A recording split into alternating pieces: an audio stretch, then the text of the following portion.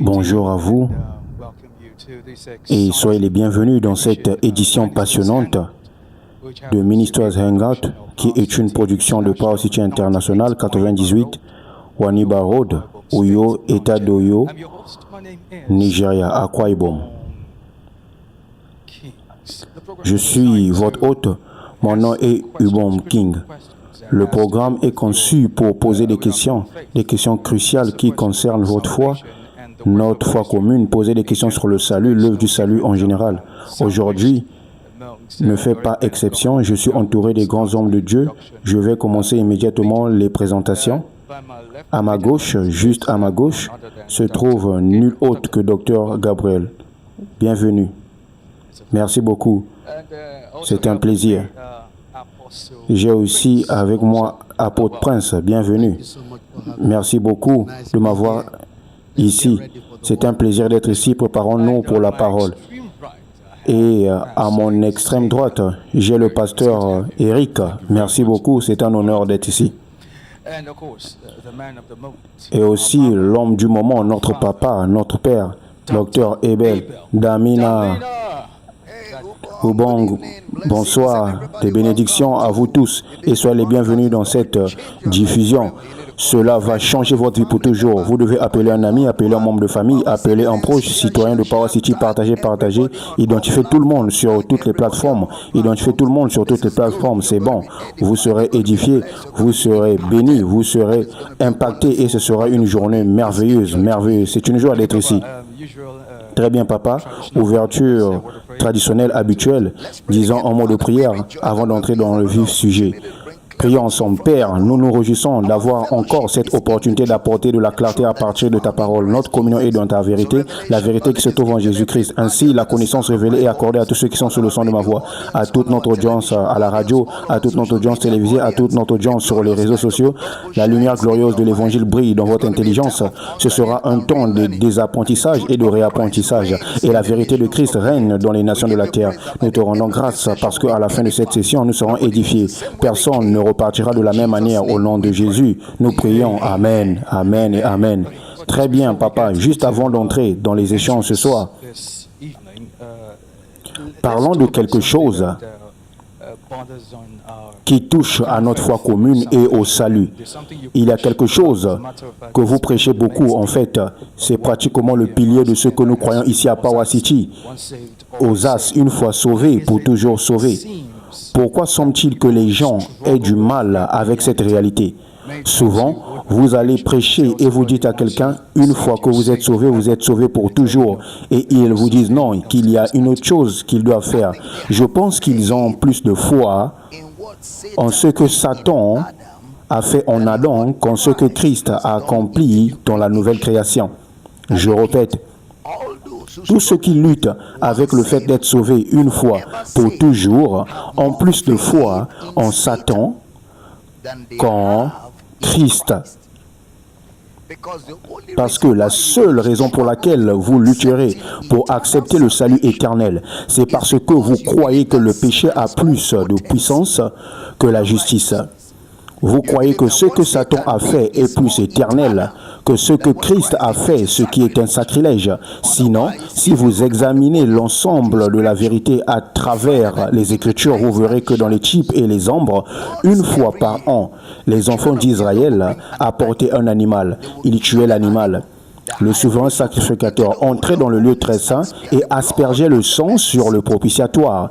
Et les péchés d'Israël étaient couverts pour une année entière sur la base du sang des animaux.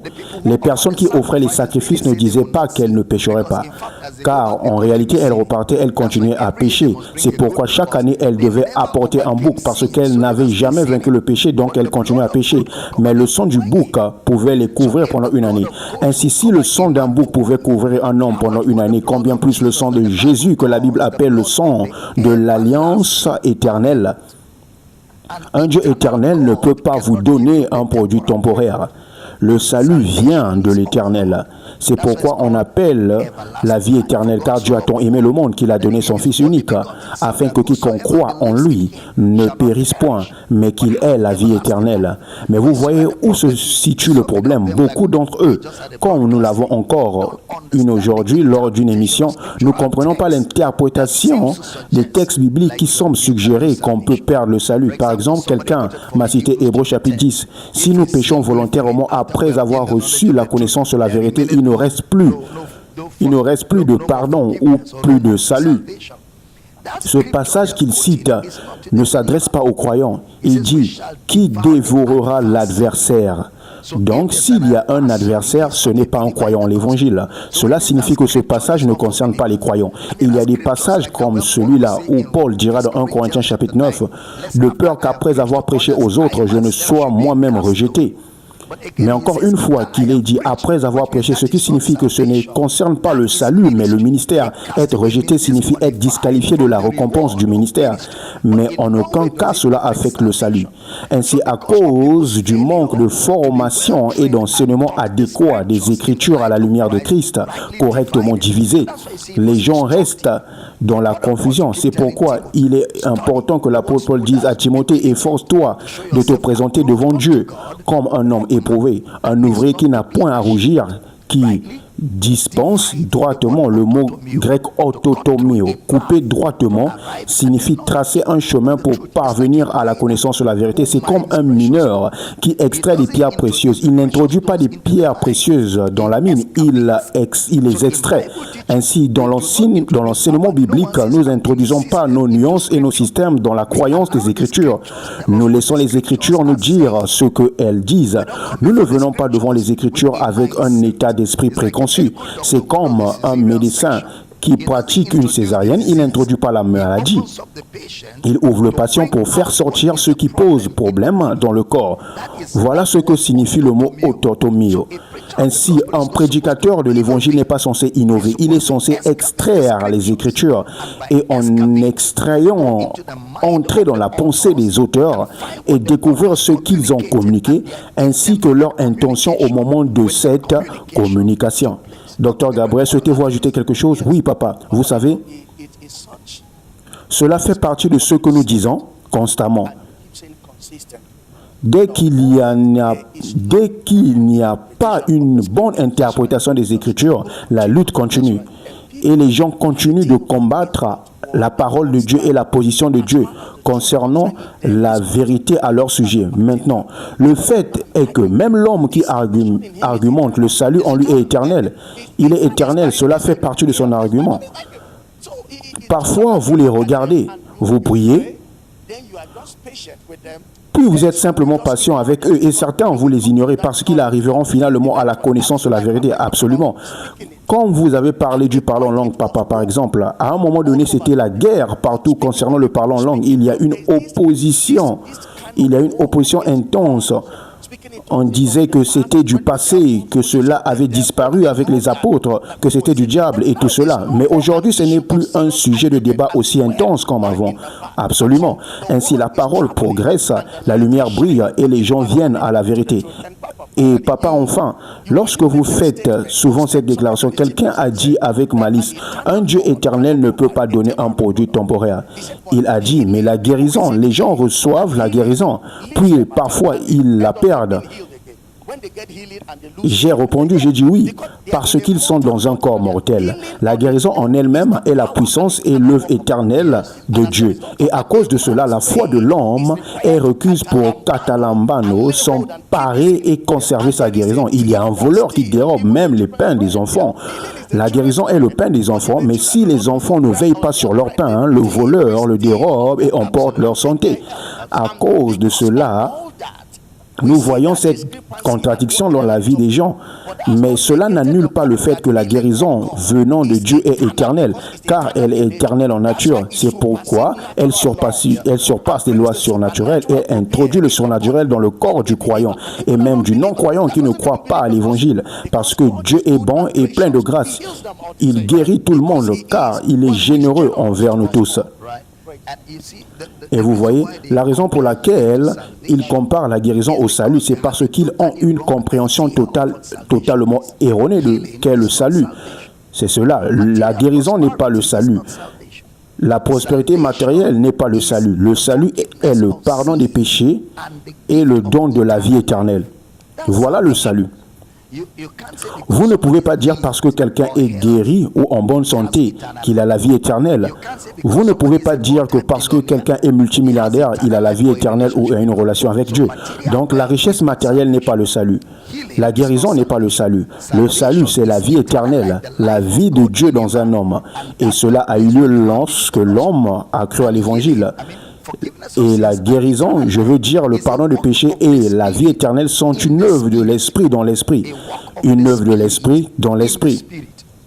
La guérison physique est une œuvre de l'esprit dans la mortalité. Une œuvre de l'esprit dans la mortalité. La possession matérielle est une œuvre, c'est la bénédiction de Dieu, cependant, dans un monde physique. Dans un monde physique. Qui prend fin?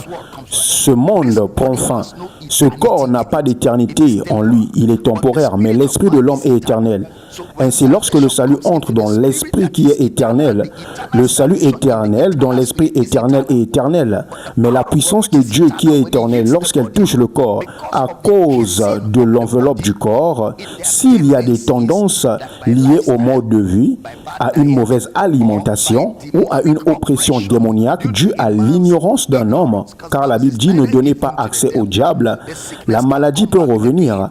Il en est de même pour la prospérité matérielle. Ainsi, vous ne pouvez pas comparer la richesse matérielle et la guérison du corps avec le salut d'un homme en ce qui concerne la relation avec Dieu. Je ne sais pas si la pause Prince souhaite dire quelque chose. Oui, papa, merci beaucoup pour cette opportunité de m'exprimer. Vous savez, la raison pour laquelle beaucoup de gens ont ce problème revient toujours au manque de connaissances parce qu'ils ne savent pas. Maintenant, vous allez là-bas, vous dites que, car Dieu a tant aimé le monde, qu'il a donné son Fils unique, afin que quiconque croit en lui ait la vie éternelle. Vous dites cela à quelqu'un. Puis dès que la personne croit et commence son parcours, vous changez les règles. Comme papa le dit toujours, il déplace constamment les poteaux de but. Vous les éloignez davantage parce que vous pensez que c'est trop facile. Vous savez, beaucoup de gens veulent faire quelque chose par leur propre force. Ils pensent que, comment pouvez-vous dire qu'une fois sauvé, toujours sauvé? Apôtre Prince, beaucoup d'entre eux ont plus de foi en leurs œuvres qu'en l'œuvre de Christ. Et c'est une erreur fondamentalement fatale. Aucun homme mortel n'a la capacité de se sécuriser lui-même, puisque Christ ne peut le faire. Et c'est pourquoi beaucoup d'entre eux luttent avec cela. Continuez, je voulais simplement intervenir. Oui, vous savez, papa, vous avez dit que l'homme était en faillite. Oui, c'est pourquoi Jésus est venu, n'est-ce pas? Si l'homme pouvait le faire, il n'y aurait pas besoin de Jésus de venir. C'est comme lorsque nous parlons du pardon de péché, les gens pensent que dès qu'ils viennent, s'agenouillent, pleurent, gémir, et tout cela, leurs péchés sont pardonnés. La question que je pose toujours est la suivante. Lorsque vous pleurez et versez beaucoup de larmes, à quel moment Dieu vous dit, mon fils, relève-toi maintenant, je te pardonne, et arrête de pleurer? Vous vous êtes levé et vous êtes parti parce que vous avez cru que vous êtes pardonné. Voyez-vous, tout est un acte de foi. Et maintenant, je comprends pourquoi Paul a dit, tout ce qui n'est pas le produit de la foi ou d'une conviction est un péché. C'est la raison pour laquelle beaucoup de gens luttent avec ce principe, une fois sauvé pour toujours sauvé. C'est parce qu'ils pensent que c'est trop facile. Mais laissez-moi vous dire, aussi facile que cela semble, papa dit que ce n'est pas bon marché, c'est gratuit. Ce n'est pas bon marché, c'est gratuit. C'est la grâce gratuite. Car la Bible dit dans Romains chapitre 5, verset 8, « Mais Dieu prouve son amour envers nous, en ce que lorsque nous étions encore des pécheurs, Christ est mort pour nous. » Donc la mort de Christ a pris en charge le péché de l'homme. Souvenez-vous de la prophétie. la prophétie, il sauvera son peuple des péchés. Et dès qu'un homme est sauvé, il est sauvé. Donc, il n'y a pas une autre foi. En effet, c'est pourquoi beaucoup croient qu'il existe un purgatoire quelque part où les gens seront là, où vous savez, à ce moment-là, on décidera si votre péché est grand ou petit et ça sera le jugement. Parce que ces gens ou ces personnes n'ont pas été correctement enseignées. C'est pourquoi, personnellement, je suis si heureux d'être dans un environnement de connaissance. Et lorsque vous vous joignez à cela, cela déteint sur vous. C'est cela. Et vous assure, vous avez cette assurance, le christianisme a ses propres faits. Oui, nous avons nos propres faits. Voici notre vérité. Et la vérité que nous avons, c'est que le salut vient de Dieu. Et tout ce qui vient de Dieu. Regardez ceci. Dans Ecclésiaste, chapitre 3, verset 14, il dit « Tout ce que Dieu fait sera pour toujours, durera pour toujours. » Cela signifie que le salut, c'est ce que Dieu fait. Donc, le salut est pour toujours, il est éternel. Il y a beaucoup de passages qui confirment que lorsque vous êtes sauvé aujourd'hui, vous êtes totalement sauvé pour toujours. En réalité, un autre problème qu'ils ont, c'est qu'ils croient que Dieu peut vous sauver, mais si vous péchez, vous le perdez. Ainsi, cela donne l'impression que ce n'est pas une œuvre achevée. Cela donne l'impression que Dieu dit, tu as péché, maintenant, rends-moi mon salut. Puis vous dites, je suis désolé Seigneur. Il dit, d'accord, reprends-le. Puis vous péchez encore. Rends-le-moi, donne-le-moi. Ce n'est pas le repos. La Bible dit, venez à moi, je vous donnerai le repos. Le salut, c'est se reposer à l'œuvre de Christ. Mais lorsque vous ne comprenez pas les Écritures, lorsque quelqu'un qui n'a pas été formé vous enseigne les Écritures, vous finissez tous les deux dans ce bourbier de confusion. Jésus a achevé l'œuvre. La Bible dit que sur la croix, il a dit tout est accompli. Et je pense qu'un autre problème que les gens ont, c'est qu'ils ne comprennent pas les faits de ce qui s'est passé de la croix au trône de Jésus. Ils ne comprennent pas ce qui s'est passé. Ils ne comprennent pas le prix qui a été payé. Ils ne comprennent pas ce qu'il a fallu à Dieu pour sauver l'homme. Ils ne comprennent pas les détails, les subtilités. Et la Bible dit que Jésus aujourd'hui est le chef du salut éternel. Eric, je ne sais pas si vous voulez ajouter quelque chose à ce que nous discutons ici. Merci beaucoup, papa, pour cette opportunité. Vous l'avez dit, papa, que l'un des défis auxquels les gens font face aujourd'hui, c'est de penser que le salut dépend de ce qu'ils peuvent faire ou ne pas faire. Le salut est absolument l'œuvre de Dieu. Regardez ceci, l'apôtre Paul a écrit à l'église d'Éphèse, dans Éphésiens chapitre 2. Il dit explicitement, car c'est par la grâce que vous êtes sauvés, par le moyen de la foi. Et cela ne vient pas de vous, c'est le don de Dieu, c'est le don de Dieu. Ce don ne décrit pas seulement le don, mais aussi le caractère de celui qui donne. C'est le don de Dieu. Il dit, ce n'est point par les œuvres, afin que personne ne se glorifie. Il conclut au verset 10, car nous qui sommes sauvés, nous sommes l'ouvrage de Dieu, créé en Jésus-Christ pour des bonnes œuvres. Ainsi, le salut n'est pas l'œuvre de l'homme, c'est l'œuvre de Dieu. Vous savez, Jésus a dit clairement dans l'évangile de Jean, chapitre 10, « Mes brebis entendent ma voix, elles me suivent. » Puis il dit, « Je leur donne la vie éternelle. » C'est donc l'œuvre de Dieu. C'est un don reçu par la foi. Ils ne périront jamais. Personne ne les ravira de ma main. Mon Père qui me les a donnés est plus grand que tous, et personne ne peut les ravir de la main de mon Père. Voilà une sécurité totale. Reposez-vous de vos propres œuvres. Elles sont comme des vêtements souillés en ce qui concerne le salut. Recevez l'œuvre de Dieu et réjouissez-vous. Gloire à Dieu. Oui, oui, oui. La raison pour laquelle il n'y a pas d'assurance, et c'est sérieux, c'est une question très importante, très importante. Si le salut est entre les mains de Dieu et qu'au moment où vous avez fauté, l'enlèvement se produisait, vous aurez perdu le salut parce qu'il serait resté dans sa main quand il a pris. Ainsi, tout ce temps, vous êtes mentalement agité. Même lorsque vous adorez, servez dans l'église, vous essayez d'impressionner Dieu pour qu'il vous redonne le salut. Parce que l'enlèvement pourrait arriver pendant qu'il est encore de son côté. Et vous êtes surpris sans rien. Ainsi, l'adoration de Dieu ne peut pas être efficace dans ces conditions. Voilà le problème. Et ce qu'il devrait enseigner aux croyants, c'est sa réalité en Christ. Mais ces choses pour savoir, mais ils sont occupés à faire du spectacle en chair. Non, ils privent le croyant de sa réalité. Docteur Gabriel, regardez ceci. Qui dans la Bible a déjà perdu le salut? Qui dans la Bible a déjà perdu le salut? Moïse. Moïse n'est pas entré dans la terre promise. Ce n'est pas une perte de salut. Pourquoi il n'est pas entré? À cause de la colère, des problèmes de colère. Mais ce n'est pas une perte de salut. Car sur la montagne de la transfiguration dans le Nouveau Testament, Moïse et Élie sont apparus. Et dans Hébreux chapitre 11, Moïse est un ancien par la foi, qui est maintenant au ciel. Mais il n'était pas parfait. Sa colère lui a coûté l'entrée dans la terre promise, mais il est au ciel. Il n'était pas inquiet, parce que la terre promise n'était pas le ciel, c'était une typologie. Et pour vous montrer qu'il n'est pas allé en enfer, il est apparu sur la montagne de transfiguration avec Jésus, avec Élie et les disciples, pour vous montrer que cet homme est au ciel. Très bien. Qu'en est-il de Samson? Qu'en est-il de Samson? Samson n'est pas allé en enfer. Même s'il était immoral, cela ne vous donne pas une licence pour l'être. Samson était immoral. Deuxièmement, il a commis un meurtre. Il a tué beaucoup de gens. Et troisièmement, il s'est suicidé. Et il n'a jamais eu l'opportunité de se repentir et de confesser. Mais pourtant, Samson est un ancien qui par la foi a reçu les promesses de Dieu. Ainsi, le salut est éternel. Personne n'a complètement perdu le salut dans les Écritures. Quelqu'un dit, qu'en est-il de Judas Iscariote? Judas n'était pas sauvé. Jésus a dit, vous êtes tous purs, sauf un seul. Judas n'était pas pur. Judas n'a jamais cru à l'évangile. Judas n'était pas pur. En effet, Jésus a dit, l'un de vous me trahira. Et Judas a trahi Jésus et n'est jamais revenu pour réparer cela. Mais qu'en est-il de Pierre qui a renié Jésus 3 fois?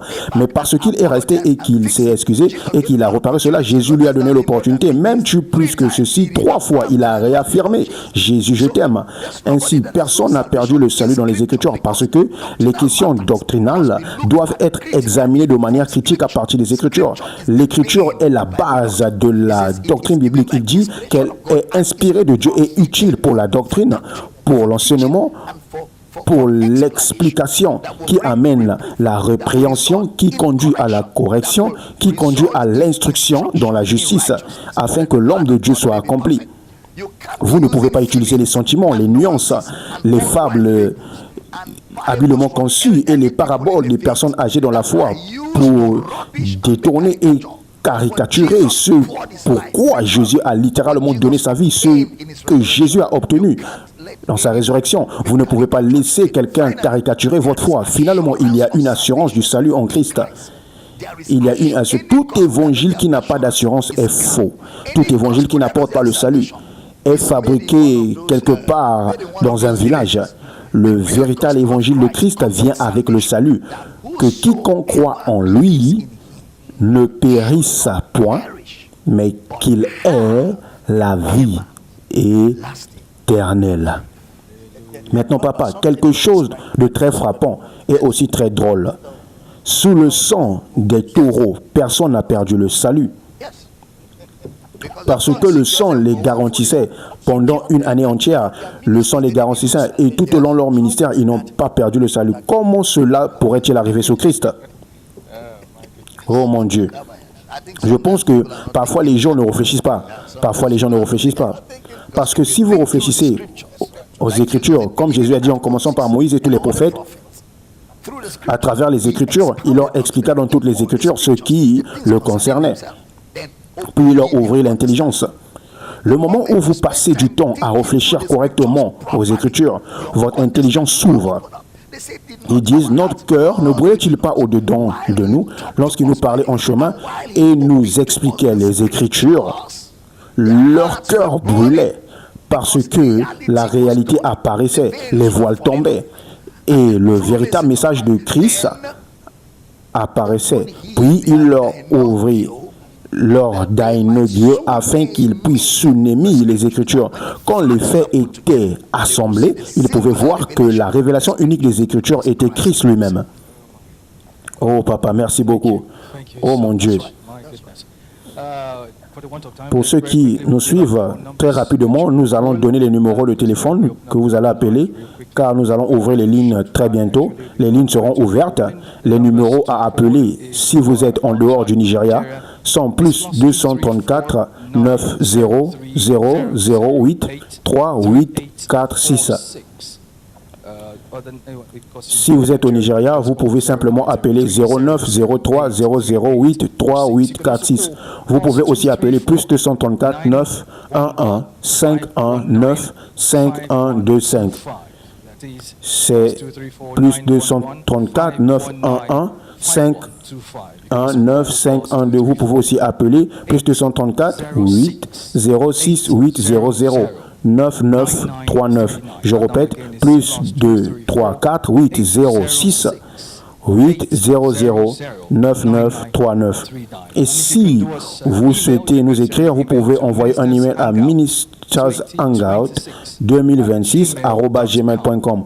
Pour vos questions, envoyez vos questions à ministershangout2026@gmail.com. Et pour le sponsoring ou toute autre chose, vous pouvez envoyer un email à powercityoffice@drabelDamina.org. Cela s'écrit drabeldamina@drabelDamina.org. Entrons dans cela, papa. Il y a plusieurs messages que nous devons examiner. Celui-ci n'a pas de nom. Il dit « Cher homme de Dieu de valeur, j'ai récemment commencé à suivre vos enseignements et mon esprit est éclairé. Je remercie sincèrement Dieu pour votre vie. S'il vous plaît, j'ai besoin de votre aide. Il y a un rêve qui revient constamment. Mon sac à main est toujours volé.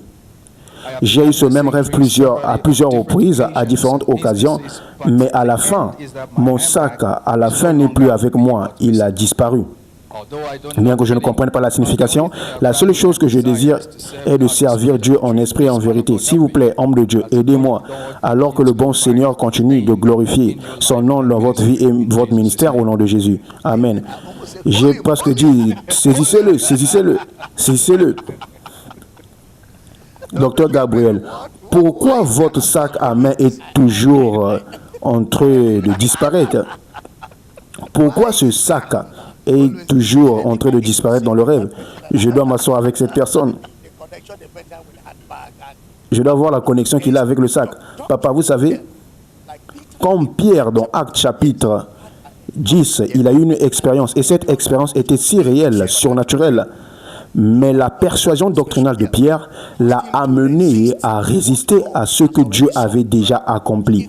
Ainsi, si vous êtes exposé à certains enseignements doctrinaux, vous ne pouvez pas échapper à ce type de révélation parce que vous serez ouvert à toutes sortes d'opérations, d'interférences démoniaques, des choses confuses et d'hallucinations qui influenceront votre marche, alors qu'un croyant ne devrait pas vivre ainsi. Vous devrez vivre dans la dimension des visions qui impactent des vies, des nations, prenant des possessions des territoires, parce que vous avez été bien enseigné. L'accent serait basé sur ce que vous entendez, sur les réalités des exploits du croyant, l'œuvre de Christ et son dessein pour vous, et tout cela.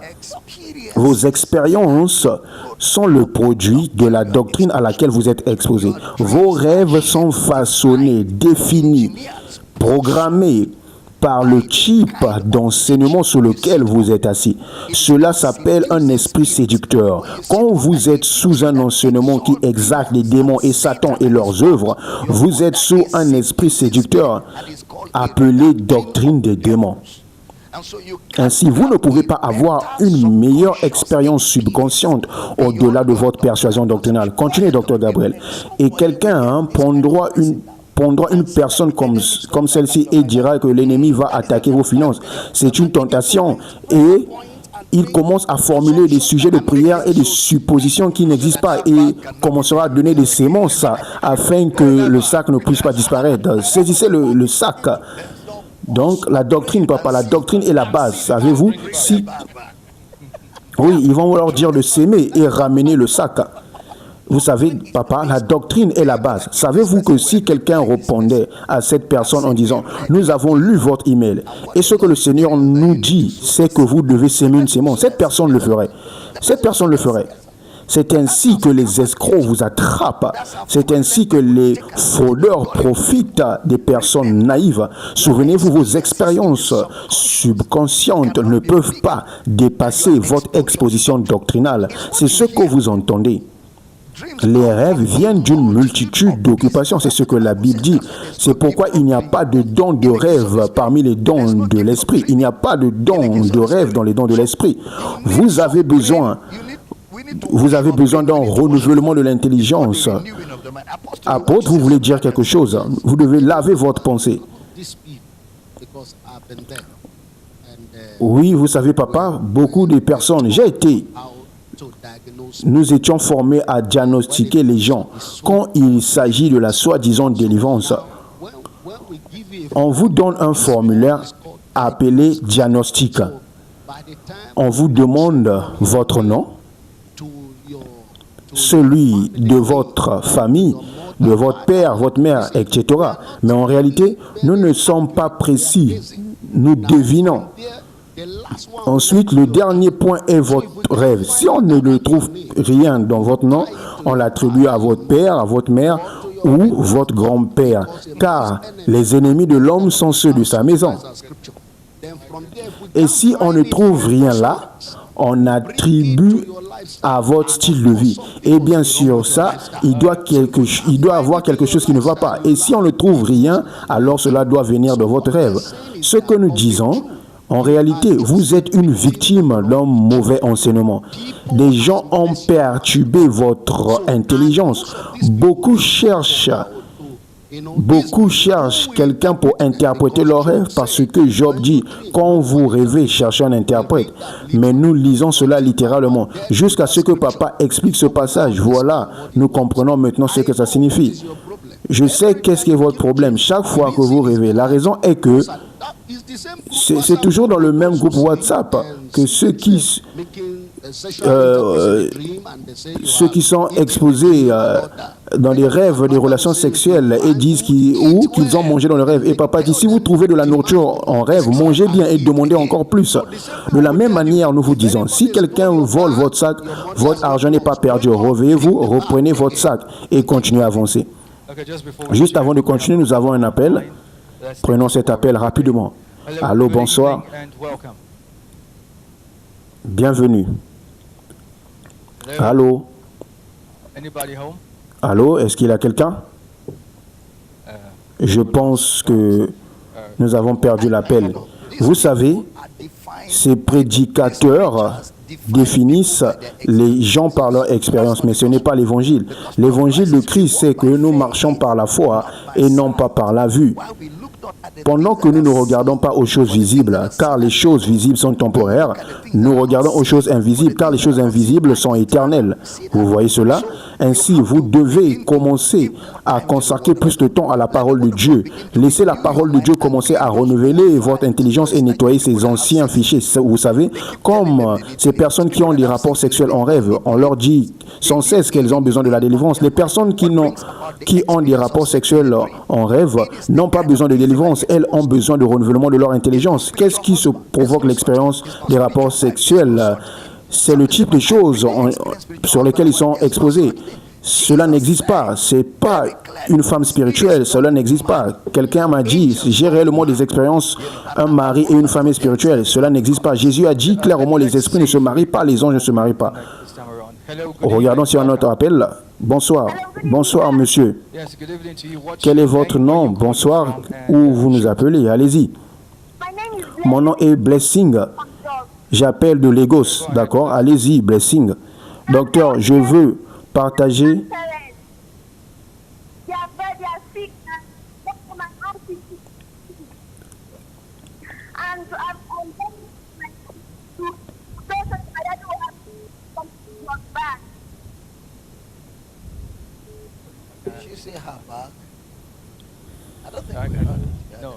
Je ne crois pas qu'on l'a entendu. J'ai entendu tante, mais je n'ai pas vraiment entendu. Ok, continuez à appeler le même numéro que nous avons donné tout à l'heure. Continuez à appeler le même numéro. Continuez à appeler le même numéro. Plus 234 903 0083 846. Je crois qu'il y a un autre appel. Allô? Allô? Bonsoir, bienvenue, votre nom. Allez-y.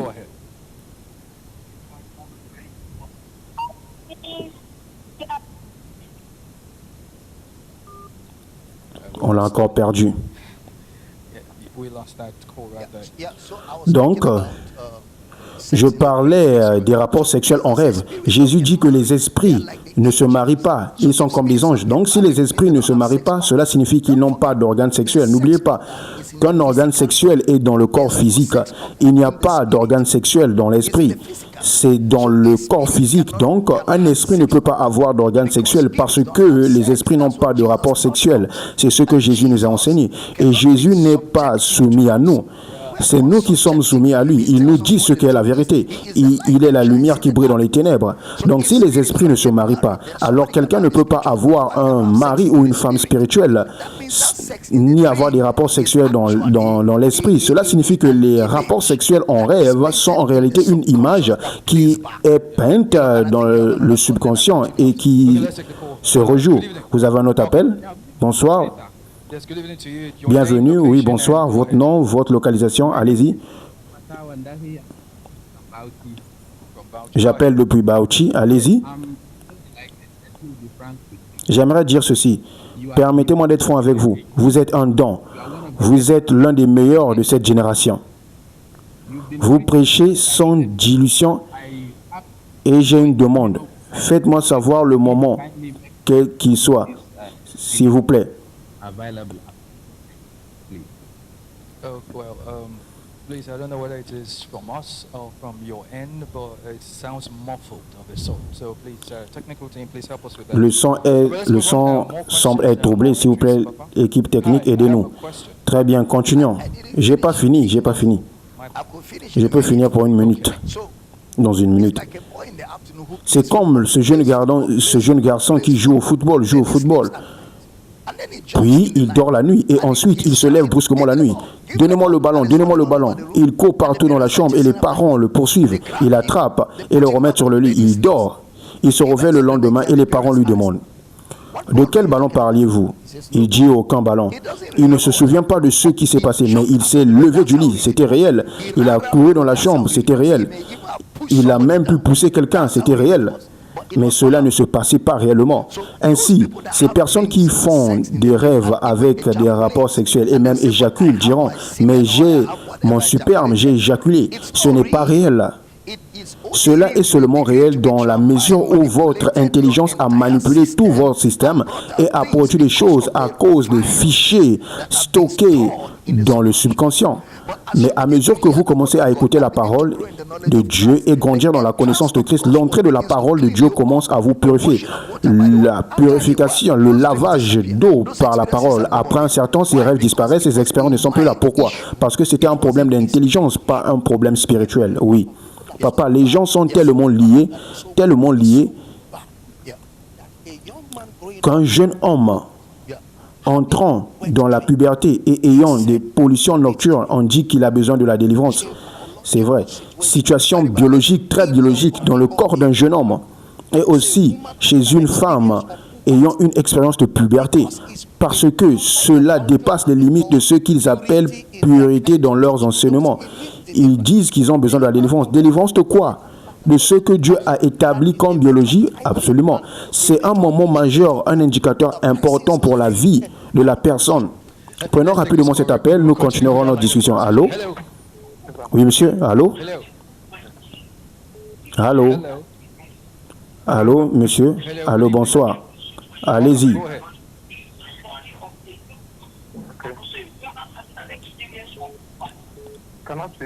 Puis-je parler? Allô? Qu'est-ce que j'entends? J'entends différentes voix. J'ai un problème. Parfois, quand je dors, je rêve aussi que je me bats. Après cela,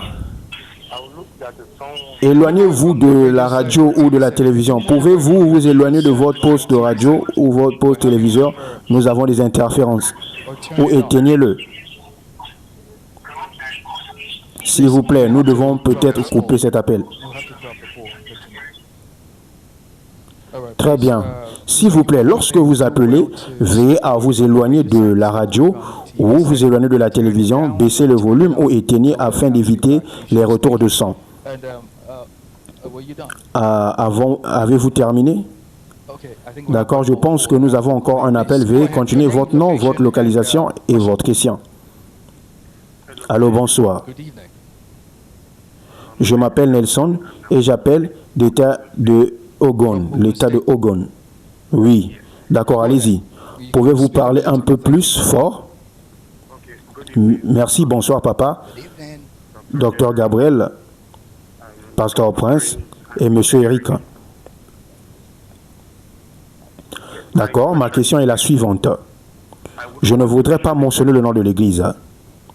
J'ai assisté à une certaine église et le pasteur prêchait au sujet d'un passage particulier. Je pense que c'était dans Matthieu. Et il a dit quelque chose. Il a dit que toute branche qui ne porte pas de fruits, le Père la coupe et la jette. Et celle qui porte du fruit, le Père les mode. Et cela m'a fait réfléchir que cette branche est en réalité dans le sceptre. Est-ce le rôle de la branche de se maintenir elle-même ou le sceptre devrait-il être capable de soutenir les branches pour porter du fruit? Alors cela m'a fait réfléchir. Pourquoi une branche serait-elle coupée si elle est dans le sceptre? Je sais qu'il parlait des croyants et que si vous ne faites pas de bonnes œuvres, vous irez en enfer. Voilà ma question. Très bien. C'est dans Jean chapitre 15 que vous citez. Affichez-le moi. Jean chapitre 15, verset 1. Lisons quelques versets. Jean chapitre 15, à partir du verset 1. Qui est à l'ordinateur rapidement? Jean 15, verset 1. Ou bon, vous pouvez le chercher pour moi, ou Eric, ou l'un de vous. Je veux vraiment que nous le lisions afin de prendre le temps d'expliquer ce passage à notre frère. Car nous traitons du salut éternel comme un sujet majeur ce soir. Jean chapitre 15, verset 1. Je suis le vrai sceptre et mon père est le vigneron. Verset suivant. Verset suivant. Verset 2. Tout sarment qui est en moi et qui ne porte pas de fruits, il le retranche. Et ce mot retrancher est là où vous avez le problème. Retrancher là-bas ne signifie pas couper. Retrancher, mais observez ceci. Et tout sarment qui porte du fruit, il les mord afin qu'il porte plus de fruits. Mais observez ceci. Tout sarment en moi qui ne porte pas de fruits, il le retranche. Ce mot retranche en grec signifie il élève. Encore une fois, la Bible n'est pas l'anglais ou le français. Il retranche signifie il élève. C'est comme un agriculteur. Quand votre plantation ne pousse pas bien, vous cherchez des tuteurs pour la soutenir, comme l'igname ou le maïs. Vous cherchez des supports pour l'aider à bien pousser. Ainsi, Jésus dit, quiconque en Christ et ne se porte pas bien, c'est la responsabilité du Père de vous élever afin que vous puissiez bien vous porter.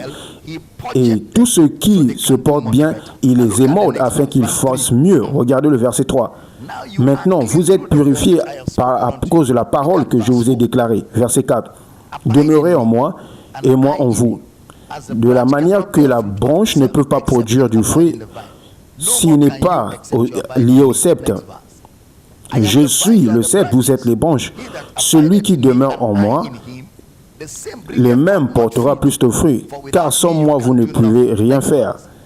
Si un homme ne demeure pas en moi, il est jeté comme sarment et il sèche, et les hommes le rassemblent et le jettent dans le feu et les brûlent. La branche en moi, il émode, il élève. Si l'homme n'est pas en Christ, il est coupé et il sèche. C'est deux personnes différentes. Cette écriture n'est pas pour une perte de salut. C'est actuellement le Père qui fera l'œuvre sur quelqu'un qui ne vit pas bien et l'aider à vivre bien. C'est la responsabilité du Père d'aider la branche qui est trouvée en Christ. J'espère que cela vous aide. Papa, merci. J'espère que nous avons un autre appel. Bonsoir.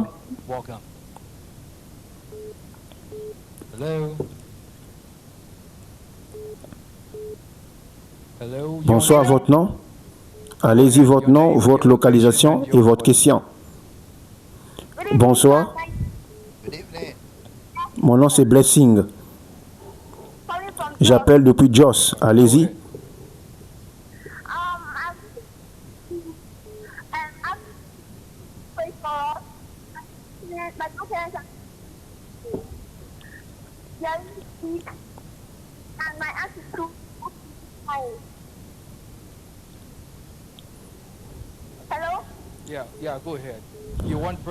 Vous voulez une prière pour votre tante, n'est-ce pas?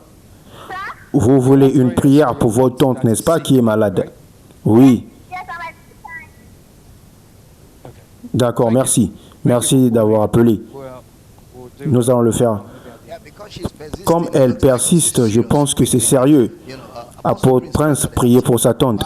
Père, au nom de Jésus, nous réprimandons la maladie au nom de Jésus.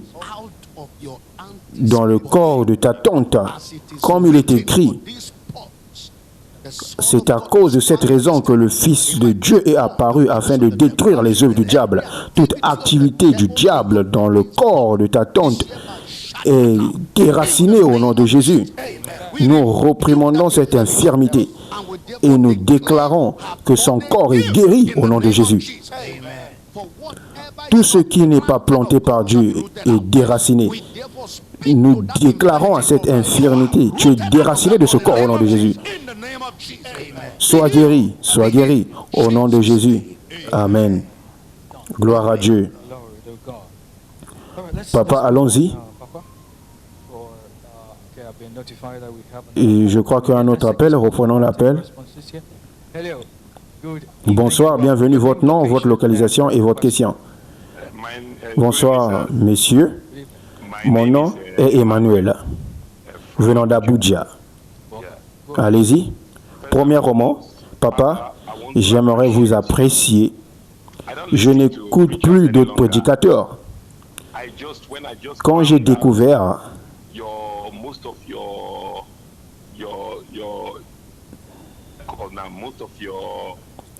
la majorité de vos messages dans les réseaux sociaux m'ont donné une nouvelle personnalité, car j'ai tellement lu ma Bible, de Genèse à Apocalypse. J'ai eu même peur de l'Église, ce mot appelé Église, parce que ce que je lis dans la Bible est différent de ce qu'il prêche. Mais depuis le jour que j'ai commencé à vous écouter, je ne sais pas ce que je voyais pendant des années. Ce que je voyais, vous les avez rendus tellement clairs à moi. Mon épouse est avec moi. Mon épouse comprend ce que je dis. J'ai lu ma Bible 19 fois, de Genèse à Apocalypse. Et vous les avez rendus que je ne cherche plus quelque chose. Il y a l'évidence dans ce que je disais. Et c'est vous qui les avez rendus clairs. Tout ce que la Bible a exposé, vous l'avez rendu clair à moi. Je veux poser une question. J'ai entendu un prédicateur. Au lieu de donner un message de conseil ou encourager les gens qui font la masturbation, il est condamné. Est-ce une bonne chose pour un prédicateur de condamner ceux qui font la masturbation ou les encourager? Merci pour ta question. Merci d'avoir appelé. Il n'y a plus de condamnation pour ceux qui sont en Jésus-Christ. Jésus a parlé à la femme qui était attrapée en flagrant délit. En flagrant délit avec des preuves. Il lui dit, moi non plus, je ne te condamne pas. L'évangile de Christ ne condamne pas. L'évangile de Christ ne condamne pas. Si un homme est en train de se tracasser avec la masturbation, Cette personne a une crise d'identité. Ce qu'il a besoin, ce n'est pas la condamnation. Ce qu'il a besoin, c'est de le montrer la solution, le montrer Christ. Nous, avec le visage dévoilé, regardons le visage de Christ dans le miroir. Nous sommes transformés dans cette image de gloire en gloire, même par l'Esprit de Dieu. C'est comme ça là que nous aidons les gens en leur montrant le miroir, afin qu'ils voient qui ils sont. Quand ils voient qui ils sont dans le miroir, la liberté arrive. Docteur Gabriel voulait rajouter? Oui, papa. La clarité de ce problème est que les gens qui ont ces habitudes veulent aussi être délivrés de cela. Et la délivrance vient de la parole et de notre attitude envers leur situation. Vous ne les condamnez pas juste et vous les dites que parce qu'ils font ceci, ils sont sous l'oppression démoniaque, voilà pourquoi leur vie est comme cela. Non, vous les condamnez et ils vont repartir à cette addiction qui va les terminer. Mais dans l'amour de Dieu, la manière dont Dieu nous voit, il nous voit dans les yeux de sa grâce. Lorsque vous rendez ministère de l'abondance de cet amour de Dieu, vous allez devant eux avec la puissance de Christ. Et leur victoire vient à travers la parole. C'est pas juste sortir la délivrance. Pour repartir sur ce même sujet encore, papa. Les gens font la délivrance sur des gens qui n'ont pas besoin de délivrance. Quand il s'agit de prier pour eux, non, vous les enseignez afin que leur intelligence soit délivrée. Jésus a dit, je suis un pour prêcher la délivrance, non pour prier la délivrance. La délivrance n'est pas une prière. La délivrance est un message. Lorsque vous recevez ce message, vous êtes délivré. C'est le mot aphésis. Cela veut dire un relâchement, une liberté. Et cela vient par l'évangile. Papa, je pense que nous avons un appel. Oui, bonsoir et bienvenue. Quel est votre nom, localisation et quelle est votre question? Mon nom c'est Destiné et j'appelle depuis le Portugal. Oui, Portugal, bienvenue, allez-y. Très bien. Ma question?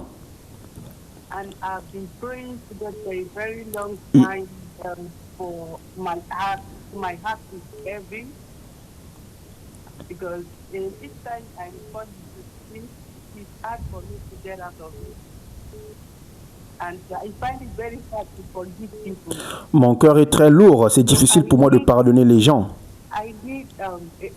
J'ai besoin d'une explication pour sortir de cette situation. Chaque fois que je prie, j'ai l'impression que Dieu ne répond pas à cause de cela. Est-ce que, pasteur, s'il vous plaît, vous pouvez plus m'éclairer sur le sujet? Merci d'avoir appelé. Oh, depuis le Portugal. Est-ce que vous avez entendu ce qu'elle a dit? Elle a dit chaque fois qu'elle prie, c'est comme si Dieu ne répond pas. C'est ce que j'ai entendu. Les réponses aux prières, ce n'est pas ce que vous cherchez, c'est votre droit en Christ. Ce n'est pas lorsque vous priez que Dieu répond. Je le répète, ce n'est pas lorsque vous priez que Dieu répond. Vous ne pouvez pas dire cela semble comme Dieu ne me répond pas. Dieu répond déjà. La question est-ce que vous savez qu'il a répondu? Deuxièmement, est-ce que vous savez comment il répond? Troisièmement, est-ce que vous savez quand a-t-il répondu? Voilà les questions. Il a dit, avant que vous appelez, je répondrai. Quand vous parlez encore, je vais vous entendre. Il dit que celui qui frappe, la porte sera ouverte. Celui qui demande, reçoit. Celui qui cherche, trouve. Dans la prière, nous n'essayons pas de convaincre Dieu. Dans la prière, nous n'essayons pas de donner à Dieu une raison de faire ce qu'il doit faire. Non. Dans la prière, nous sommes en accord avec Dieu pour recevoir ce qu'il a déjà fait en Jésus. Votre prière a été répondue, mais vous ne le savez pas. Et quand vous ne le savez pas, vous allez demander ce qui ne manque pas. Et quand vous priez pour ceux qui ne manquent pas, ça ne viendra jamais. Et vous allez conclure que c'est une prière qui n'est pas exaucée. Les prières non exaucées, ce sont des mythes. C'est un mythe. Parce que Dieu, la Bible dit qu'à celui qui répond les prières, toutes les chairs se rassembleront. Alors la question est pourquoi je ne vois pas les réponses?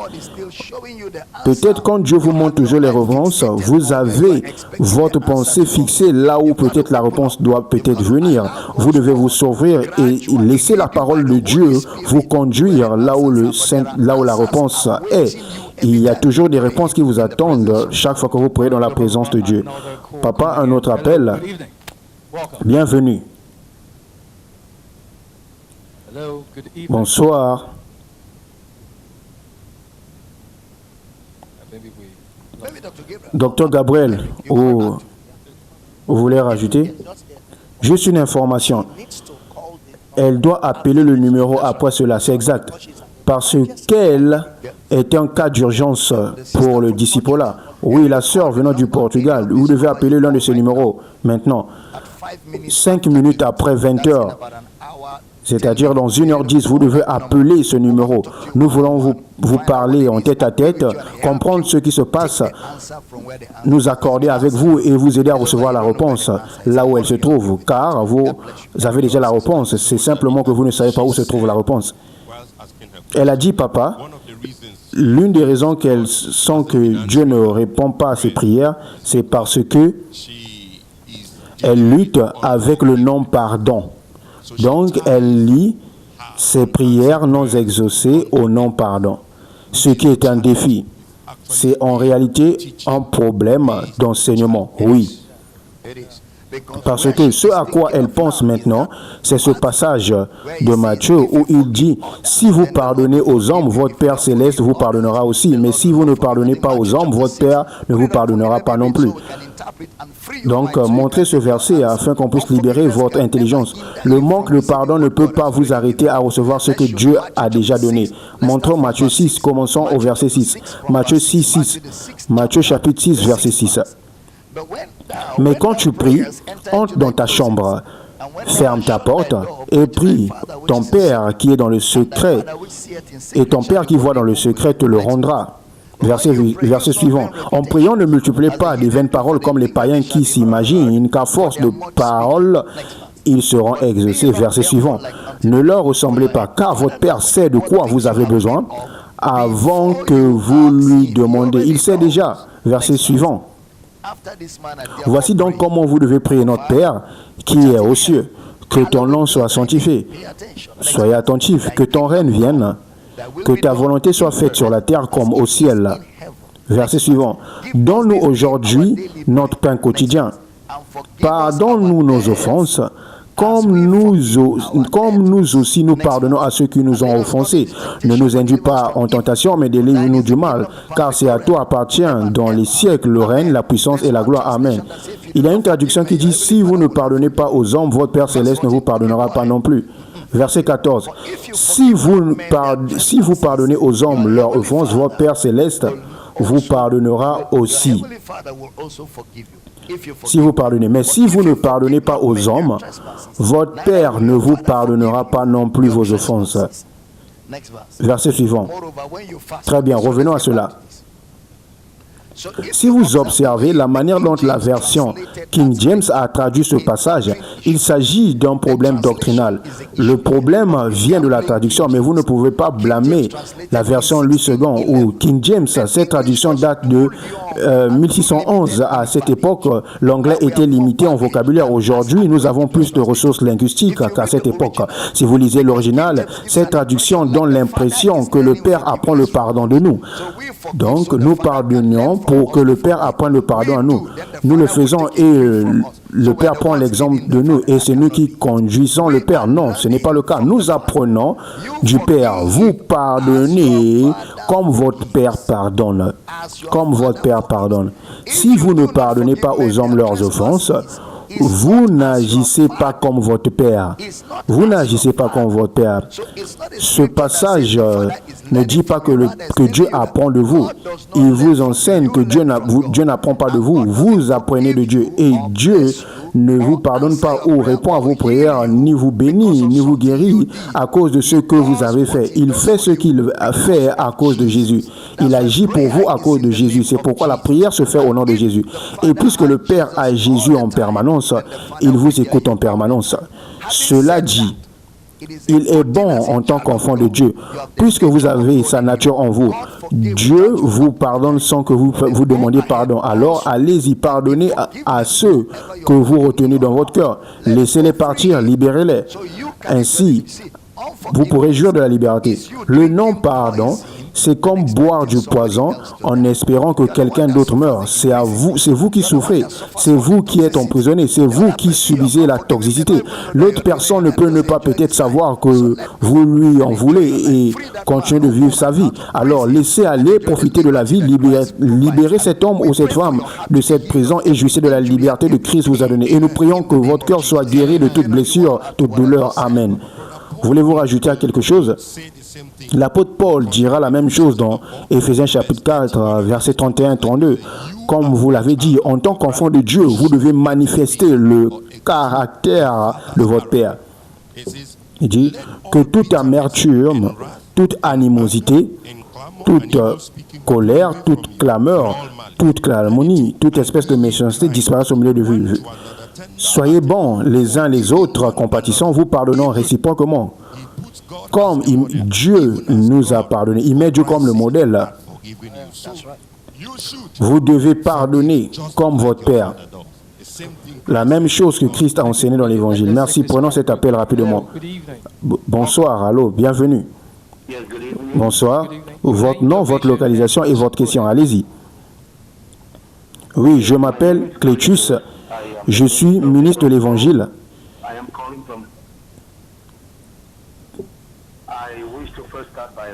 Je vous appelez d'eux?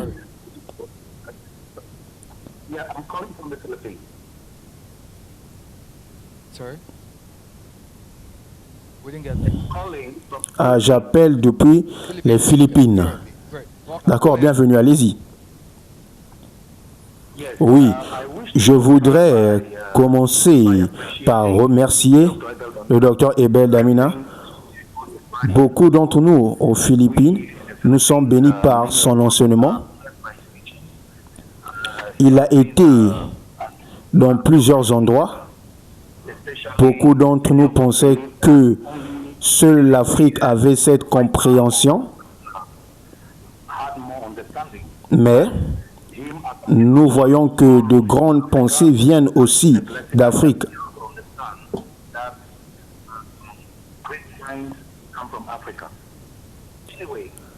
Quoi qu'il en soit, ma question est simple.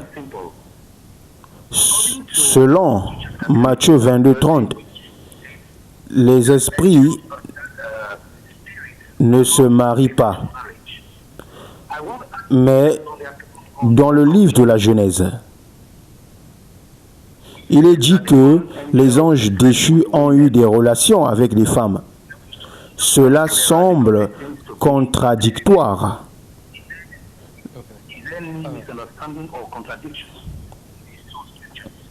D'accord. Genèse chapitre 6. Nous n'avons pas tout entendu, mais votre question, j'ai bien compris ce que vous essayez de poser concernant Genèse 6, où il semble que les anges aient eu des relations avec des femmes. Je vais expliquer cela. Je pense que vous avez un autre appel. Prenons cet appel. Très bien. Allô, bonsoir. Allô, bonsoir. Bonjour, venons d'ici. Très bien, heureux de vous avoir. D'où appelez-vous? J'appelle du Mexique. D'accord. Votre nom et allez-y. Oui. Je m'appelle Sandé. Premièrement, j'aimerais remercier Dieu pour Dr. Abel Damina.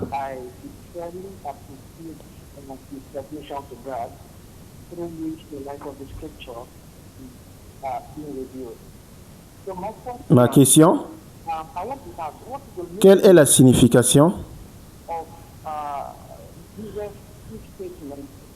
de la déclaration de Jésus dans le livre d'Apocalypse?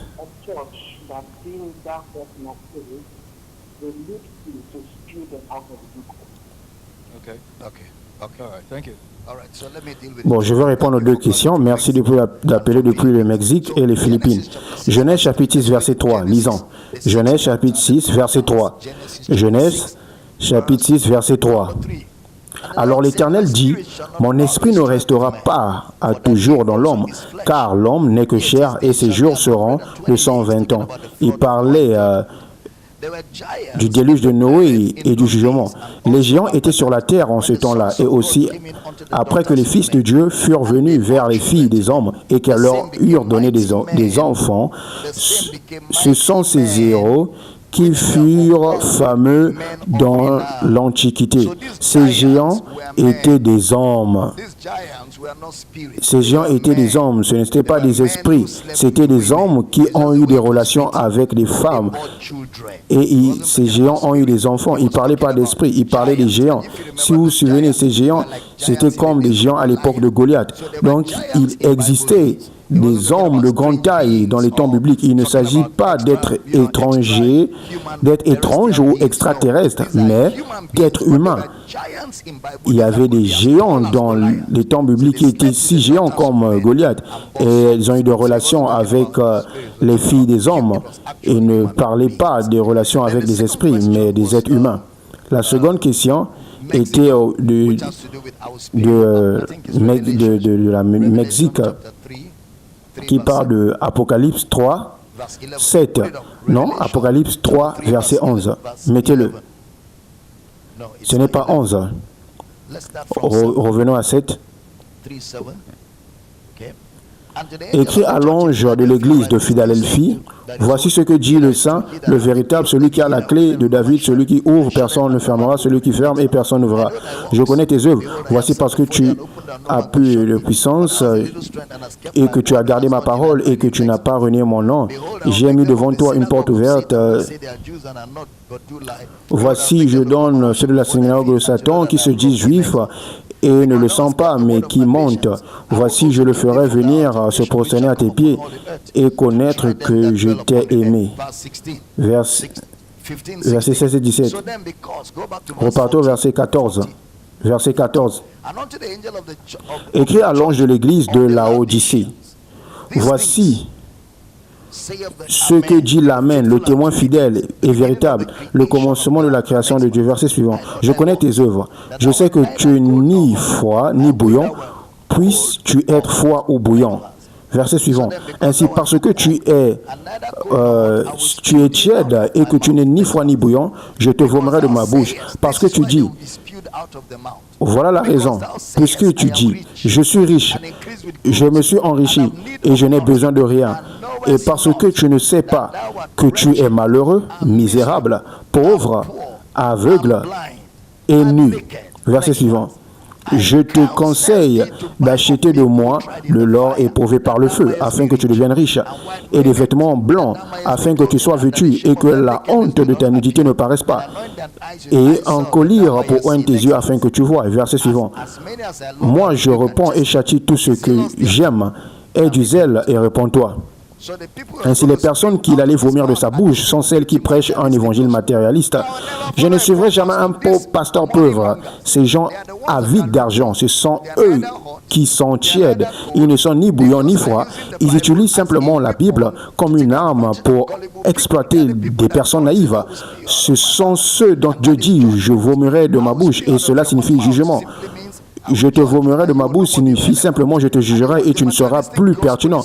Et vous pouvez observer que cet évangile matérialiste disparaît progressivement parce qu'il n'existe pas d'évangile transactionnel basé sur les biens matériels. L'évangile est l'évangile de Jésus-Christ. Ainsi, c'est ce de soi qu'il parlait, le jugement sur les prédicateurs qui prêchent des absurdités au nom de la prospérité ou du matérialisme ou du légalisme. L'évangile des œuvres. L'évangile des œuvres, ce sont ceux qui disent qu'il vomira. Vomir signifie jugement. Leur ministère sera jugé et il n'y aura aucune récompense pour ces choses qu'il prêche. Papa, pour addition à cet homme de Philippines, vous nous avez enseigné sur la loi de Genèse qu'ils reproduisaient selon leur espèce. Ainsi, l'espèce que Dieu a établie produit selon son espèce. Donc, c'est homme avec homme. Ce ne peut pas être des anges avec hommes, non. C'est déjà contre la loi de Genèse, absolument. Et quelque chose que papa vient de lire dans Apocalypse 3. Il dit, tu dis, je suis riche.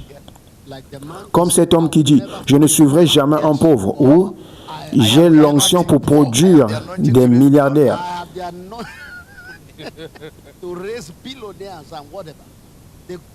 le club des milliardaires. C'est de cela que ce passage parle.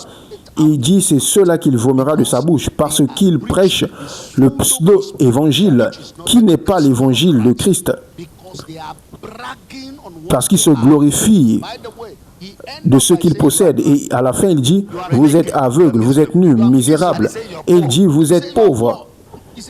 Et il dit, venez et achetez du conseil. Et ce conseil, c'est pour eux. Ce conseil, en ce moment, c'est pour eux. S'ils doivent prendre ce conseil et revenir à la vérité.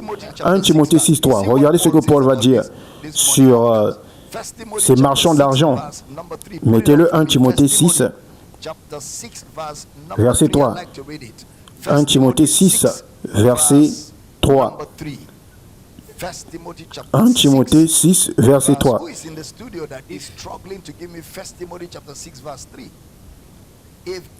Si quelqu'un enseigne de fausses doctrines et ne s'attache pas aux saines paroles de notre Seigneur Jésus-Christ et à la doctrine qui est selon la piété, verset suivant. Il est enflé d'orgueil, il ne sait rien et il a la maladie des discussions et des disputes de mots, d'où naissent l'envie, les querelles, les calomnies, les mauvais soupçons, verset suivant. Les vaines discussions d'hommes corrompus d'entendement, privés de la vérité et croyant que la piété est une source de gain. Ce sont des prédicateurs matérialistes. Il dit de ce genre de personnes, éloigne-toi de ces hommes-là. Éloigne-toi de ces hommes-là. Puis il ajoute, c'est en effet une grande source de gain que la piété avec le contentement. Voyez-vous, ce sont donc ceux qu'il vomira de sa bouche, des personnes avides d'argent qui utilisent l'évangile comme un moyen pour atteindre leur propre fin. C'est de cela que Paul parlait et c'est de cela qu'Apocalypse parlait. Très bien. Nous avons un autre appel rapidement. Prenons cet appel. Allô, bonsoir et bienvenue. Oui, bonsoir. Votre nom, votre localisation et votre question, allez-y. Je suis Festus de l'état d'Ogun. Festus de l'état d'Ogun. Allez-y. J'ai eu le privilège de vous rencontrer il y a longtemps, docteur Damina. Vous m'avez dit que personne ne m'enseignait ce que vous enseignez. Allô? Allez-y, on peut vous entendre.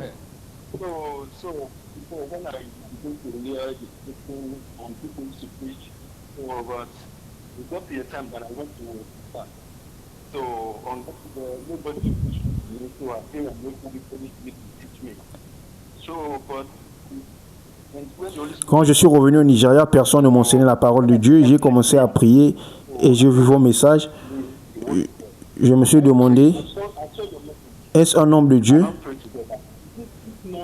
J'ai prié, je me suis posé la question, est-ce un homme de Dieu?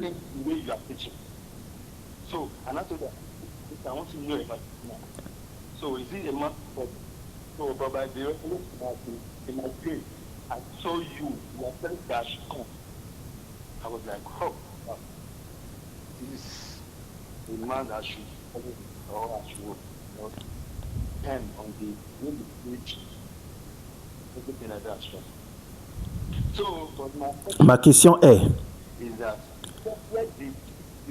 qu'est-ce qui a donné à Lucifer l'idée de tenter Ève? Puisque tout ce que Dieu a fait était parfait. Donc je ne sais pas où il a eu cette idée de tenter Ève, de désobéir Dieu. Quelle était la question? Où est-ce que Lucifer a eu cette idée de tenter Ève? Lucifer, c'est quoi la tentation? La tentation signifie simplement de penser en dehors de ce que Dieu vous a demandé de penser. Que personne, lorsqu'il est tenté, ne dise « c'est Dieu qui me tente », car Dieu ne peut être tenté par le mal. Lucifer a reçu la liberté de choisir et il a choisi de se rebeller. Il a choisi d'aller contre ce que Dieu a dit. Dieu n'a pas créé des robots. Dieu a créé des êtres avec une volonté et un choix. Et cette rébellion contre Dieu est ce qu'on appelle le péché. Ce refus d'obéir à ce que Dieu dit, c'est de là que vient le mal. Et parce que Dieu a donné à l'homme une volonté, cela est possible. Nous ne sommes pas des robots. Dieu ne contrôle pas les gens comme avec une télécommande. Il vous a donné la liberté de dire oui ou non. Et Dieu n'a aucune insécurité. Mais comme un père aimant, il fait toujours un moyen d'échapper pour l'homme qui est piégé dans le mal. C'est cela la bonté de Dieu. J'espère que cela vous aide. Plus d'appels arrivent. Allô? Bienvenue. Votre nom, votre localisation et votre question. Bonsoir. Allô? J'espère que vous m'écoutez bien.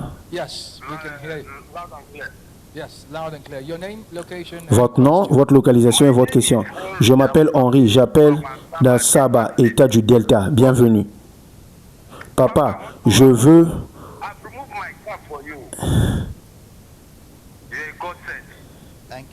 Vous êtes envoyé de Dieu. Que Dieu vous bénisse. Je prie pour vous chaque jour pour plus de sagesse. Je n'ai pas de questions. Je veux simplement vous bénir. Quand venez-vous à l'église d'Asaba? S'il vous plaît, j'aimerais vous voir afin que je puisse vous parler, voir votre visage. Un vrai homme de Dieu. Que Dieu vous bénisse, monsieur. Merci beaucoup. Nous étions à Asaba 2 ans. Il y a 2 ans de cela. 2 ans, ça fait déjà beaucoup. Non, non, non. Essayez de revenir cette année. Hein? Ok, on va essayer de voir. J'étais à Uyo. Je suis venu à l'église. Je n'ai pas pu atteindre le culte. Nous allons venir, nous allons venir. Merci beaucoup, que Dieu vous bénisse. Très bien. Les numéros de téléphone, les numéros appelés, plus 234 903 008 3846, plus 234 911 51 951 25 et plus 234 806 800 9939. Et si vous voulez envoyer un email, c'est ministershangout2026@gmail.com. ministershangout2026@gmail.com. Pour le partenariat ou le sponsoring, envoyez un email à powercityoffice@drabeldomina.org. DRAB Abeldamina, drabeldamina.org.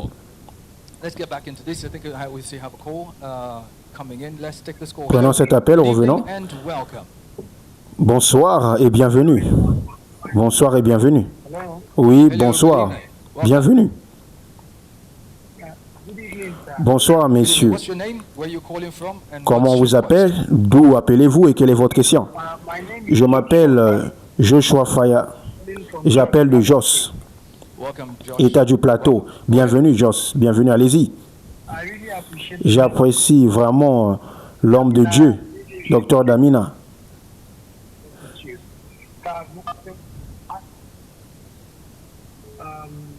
Bien que je sois un jeune homme, j'ai prié pendant un certain temps. J'ai reçu une réponse concernant cette affaire. Mais la situation a empiré. Nous avions un enfant, mon neveu, au bord de la mort. Et à la fin de cette affaire, depuis lors, je ressens comme un choc. Quand je m'agenouille pour prier, cette chose revient constamment devant moi. Et c'est comme si je suis en colère. Alors je finis par ne pas vouloir prier.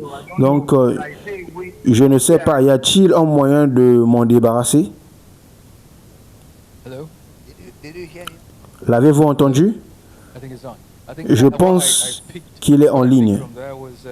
Je pense que ce que j'ai compris, c'est qu'il a parlé du fait de ne pas prier. Il veut prier, mais il n'arrive pas à prier. Parfois, il ressent de la colère. Cela dépend de ce qui vous met en colère. Vous devez encore appeler et nous donner l'histoire dans sa totalité afin de savoir qu'est-ce qui vous dérange et nous saurons comment vous conseiller. Un autre appel arrive. Good evening, welcome. Your name, location, and question. Go ahead. Bonsoir, bienvenue. Votre nom, localisation, votre question. Allez-y. Je m'appelle Abigail. D'où appelez-vous? d'Ibadan. Allez-y. D'accord, ma question est, il y a comme une amie que j'ai laissée. Donc, j'essaie de la recontacter. C'est très difficile. Et j'ai besoin, que puis-je faire? Parce que j'ai cherché. Parce que je ne comprends pas. Nous n'avons pas compris. Nous n'avons pas compris votre question. Franchement, pouvez-vous réitérer? Ou reformuler, s'il vous plaît? Allô? Pendant que cela est terminé, quelqu'un vient d'écrire sur quelque chose sur Facebook. Je veux que nous traitons cette question. Il dit que son nom est Évangéliste John Ambambire. Évangéliste John, approchez-vous, approchez-vous, Ambambire. Il a écrit une longue épître sur Facebook affirmant qu'il refute l'idée que lorsque vous donnez, vous manquez. Puis il cite les Écritures hors contexte, son narration, essayant de soutenir son affirmation. Et vous oubliez que dans l'enseignement biblique, si vous êtes un vrai et un bon étudiant de la Bible, nous ne soutenons pas nos affirmations, nous expliquons les Écritures dans leur contexte. Ce que vous avez fait ici est immoral. Il cite simplement des Écritures hors contexte à gauche et à droite, par exemple. Il dit, quand vous donnez, vous aurez. Le premier passage qu'il donne est, Dieu est capable. Non, il commence d'abord à dire, Luc 6, 38, donnez, il vous sera donné. Attrapez-le, attrapez-le, attrapez-le. Donnez, il vous sera donné. Une bonne mesure, on versera dans votre sein une bonne mesure, serré, secoué, qui déborde. Car vous n'avez pas lu le contexte, vous n'avez pas lu le prétexte et le post-texte. Et vous citez cela. Et vous pensez que lorsqu'on donne, on devient riche, que lorsque vous donnez, vous augmenterez. Vous utilisez un passage que vous avez sorti de contexte, vous l'avez arraché de son environnement immédiat, ce qui est immoral, pour soutenir une théologie mal enseignée. Ce passage de Luc 38, Luc 6, 38 est un contraste. Le docteur Luc écrivait un contraste entre la manière dont Dieu donne et celle dont les hommes donnent. Les hommes donnent si vous leur donnez bonne mesure, mais Dieu donne aux reconnaissants et aux ingrats, et Dieu donne sans rien attendre. Allez lire, vous le verrez clairement. Ensuite, le deuxième passage qu'il cite pour soutenir son argument est 2 Corinthiens 9, 8. Dieu peut vous combler de toutes sortes de grâces afin que possédant toujours en toutes choses de quoi satisfaire à tous vos besoins, vous ayez encore en abondance pour toute bonne œuvre. La suffisance dont il est question ici n'est pas de l'argent. La suffisance, ce qu'il dit ici, comme il dira à Paul, ma grâce te suffit car ma puissance s'accomplit dans la faiblesse. Il ne parle pas des choses matérielles, il ne parle pas d'argent. Il parle de la grâce de Jésus qui concerne le pardon des péchés, qui concerne ce dont nous n'avons pas demandé, le salut, la justice, la rédemption. Il ne parlait pas d'une suffisance dans votre poche. Même vous, Jean, évangéliste Jean, je suis sûr que vous avez donné, mais vous n'avez jamais eu beaucoup d'argent. Pourquoi? Parce que donner ne produit pas la richesse matérielle. Non. On ne devient pas riche en donnant. On devient riche en travaillant. C'est pourquoi l'apôtre dit, si quelqu'un ne veut pas travailler, qu'il ne mange pas non plus. Je dois continuer. Et il parle de Philippiens 4.9. Et mon Dieu pourvoira à tous vos besoins, selon la richesse avec gloire en Jésus-Christ. Mon Dieu pourvoira à tous vos besoins. Il parle ici de la générosité des saints. Comment les saints ont été utilisés pour subvenir à ces besoins pour l'évangile, parce qu'il leur a enseigné comment donner. Et ensuite, il prie pour eux. De la même manière que vous avez donné pour soutenir ce que je fais, vous aussi, lorsque vous serez dans le besoin, que d'autres frères donnent pour vous soutenir. C'est tout ce qu'il disait. Il ne parlait pas d'une richesse céleste ou d'un compte bancaire au ciel qui tomberait pour rendre quelqu'un riche. Voilà pourquoi nous continuons de dire, descendez, laissez-nous vous enseigner la Bible, vous porterez votre ignorance et vous l'exprimerez en public. Nous vous le disons, c'est un évangéliste, c'est pourquoi je m'adresse à vous. Et ensuite il cite, tel qui donne libéralement devient plus riche, et tel qui épargne à l'excès ne fait que s'appauvrir. Il utilise un proverbe pour enseigner une doctrine biblique, un proverbe de Salomon qui il ne parlait pas d'un principe d'écriture. Il prend encore une autre écriture. La veuve de Sarépate qui a donné au prophète. C'était une situation miraculeuse en obéissance directe à une instruction du Seigneur. C'était une obéissance directe à une instruction du Seigneur. Et la Bible dit que la femme ne manqua de rien jusqu'à ce que la provision arrive. Cela ne l'a pas rendue millionnaire. C'était simplement un besoin comblé et une substance assurée. Et ensuite, il cite une écriture, les églises de Macédoine, qui dans leur profonde pauvreté ont fait preuve de générosité. Il ne dit pas qu'elles étaient riches, il dit simplement que c'était des gens pauvres, mais avec une attitude différente. Dans leur pauvreté, elles étaient sacrificielles. Il n'a pas dit que parce qu'ils ont donné, ils n'ont jamais manqué. Non, monsieur. Non, monsieur. Regardez l'autre passage qu'il cite ici. Il n'a plus d'autres écritures. Je crois qu'il a terminé. Donc, il est là sûrement avec des fables habilement conçues. Donc, restez calme, calmez-vous. Si vous ne savez pas comment dire, ne venez pas le dire ici.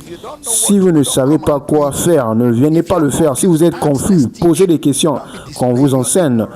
Ne exposez pas votre ignorance en public. Un autre appel. Prenons-le rapidement. Bonjour, bienvenue. Votre nom? Allez-y. Puis-je parler? Allez-y, on peut vous entendre. Votre nom, votre localisation, votre question. Bonsoir. Je pense qu'il a des difficultés à nous entendre. Nous pouvons couper. Bonsoir. Allô? Papa, regardons celui-ci. Il dit, bonjour papa, j'ai une question concernant la condition des croyants qui se sont endormis en Christ. La question est, sont-ils conscients? Sont-ils conscients? Sont-ils physiquement morts? Attendent-ils la résurrection du corps physique?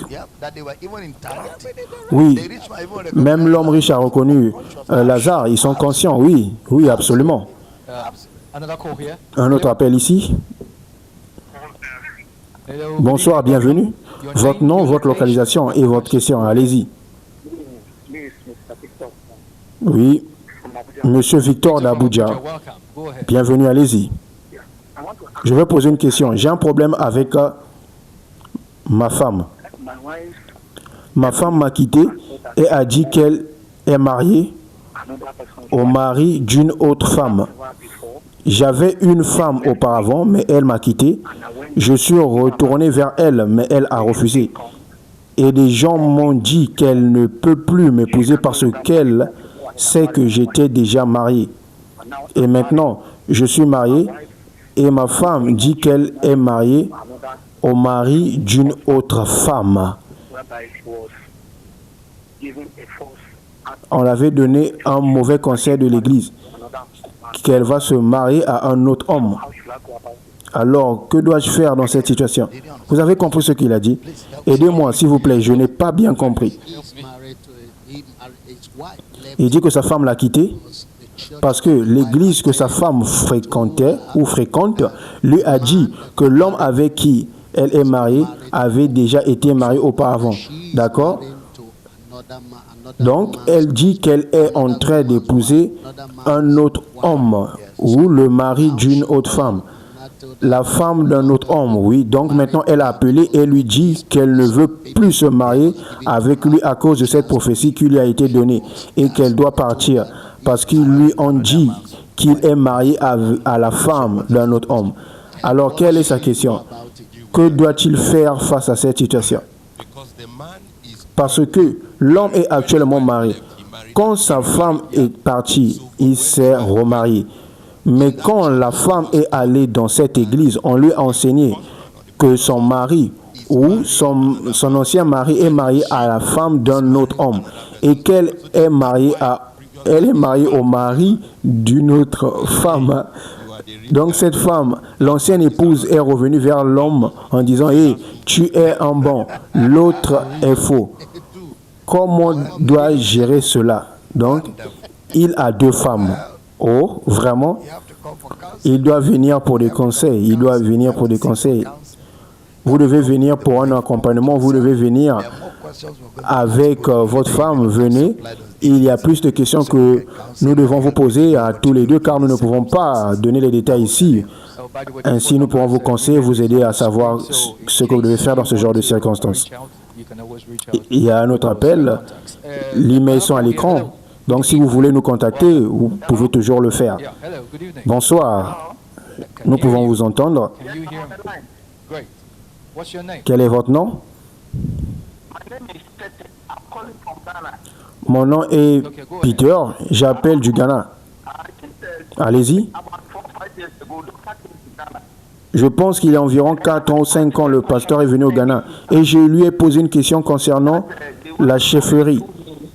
Il voulait m'installer comme le chef, mais il devait égorger une chèvre, prendre sa tête et verser le sang sur ma jambe. Et le docteur m'a dit d'y aller, que Christ est en moi, est le plus grand que tout ce qu'il veut faire. D'accord? Oui, je l'ai fait, j'ai accepté. Mais maintenant, les anciens me disent que je dois les accompagner pour me fortifier. Alors, je veux demander au docteur, dois-je encore les suivre pour cette fortification en tant que chrétien? Je ne l'ai pas bien entendu. Quel était le début? Est-ce que je dois le répéter? Oui. Je dis qu'il y a 4 ou 5 ans, le docteur est venu au Ghana. Je lui ai posé la question concernant le fait qu'on devait me mettre chef en tant que chrétien. Est-ce que je devais prendre cette position? Le docteur m'a dit de prendre. Même si on devait égorger une chèvre, ainsi de suite. Maintenant, ils me disent de leur suivre pour la fortification, pour aller voir quelqu'un, afin que tout ce qu'ils feront contre moi ne va pas se produire. Alors je demande, est-ce que je dois toujours partir? Dites-le que, oh non, vous êtes déjà fortifié. Vous êtes déjà fortifié de votre manière, donc tu n'as pas besoin de leur fortification. Dis-leur que tu es déjà fortifié. Vous connaissez votre autorité en tant que croyant. Dites-leur que vous n'irez pas. Vous êtes déjà fortifié. Donc, ils n'ont pas besoin de s'inquiéter. Parce que vous êtes là pour apporter un changement. J'espère que cela vous aide. S'ils insistent, dites-leur que vous ne voulez pas vous soumettre à une fortification inférieure. Que vous avez déjà reçu une fortification supérieure. Vous n'avez pas besoin de leur fortification. Oui. Enfin. S'ils ne sont pas d'accord, alors je n'accepterai pas. Je n'accepterai pas. Vous n'accepterez pas. Ils ne sont pas sérieux. S'ils ont besoin de la fortification, qu'ils viennent ici. Qu'ils viennent, tu vas les fortifier. Exactement. Je pense que nous avons eu un autre appel. Allô? Allô? Bonsoir. J'appelle de l'État du Delta. Bonsoir, Global Baba. Bonsoir, soyez bénis, grande grâce. Je suis très heureux de vous voir. Cela fait longtemps que nous ne nous voyons pas depuis l'État du Delta. Tout à fait, frère Godwell. Nous sommes très heureux de ce programme que vous faites. C'est merveilleux, merci. Et nous appelons simplement pour dire combien nous sommes heureux de vous avoir. Merci. Vous avez eu un impact sur nous, monsieur. Amen, amen. Saluez votre pasteur de ma part. Que Dieu vous bénisse. Quand viendrez-vous encore? Je crois que je viendrai. Que Dieu vous bénisse. On vous suit sur Facebook. Beaucoup de gens sont contre vos enseignements, vos exégèses bibliques. Quelqu'un dit qu'il attaque juste les pasteurs. Je devais les contrecarrer et dire pourquoi Jésus avait toujours des problèmes avec les Sadducéens et les pharisiens. Si quelqu'un enseigne bien, on n'attaque pas sa doctrine. Mais s'il enseigne mal, ce qu'il fait, c'est une correction de l'amour. Oui, merci beaucoup. C'est ce qu'on appelle par amour ferme. Pas amour doux, mais un amour ferme pour reprendre les gens afin qu'ils soient sauvés du désastre. Et les autres aussi sont aidés de suivre un mauvais exemple. Un autre appel, bonsoir. Bonsoir. Pouvez-vous parler un peu plus fort? Allô? Bonsoir. Quel est votre nom? D'où appelez-vous? Je m'appelle Rebecca. J'appelle de Kaduna. D'accord, allez-y. J'ai perdu mon frère il y a environ 22 ans. Et quand nous sommes allés pour l'enterrement au village, j'ai accouché de ma fille dans la maison de mon père.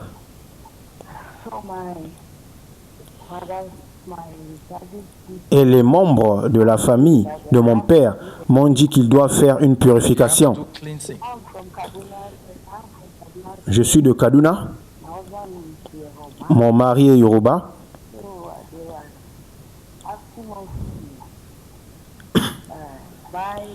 Ils m'ont demandé d'acheter un bouc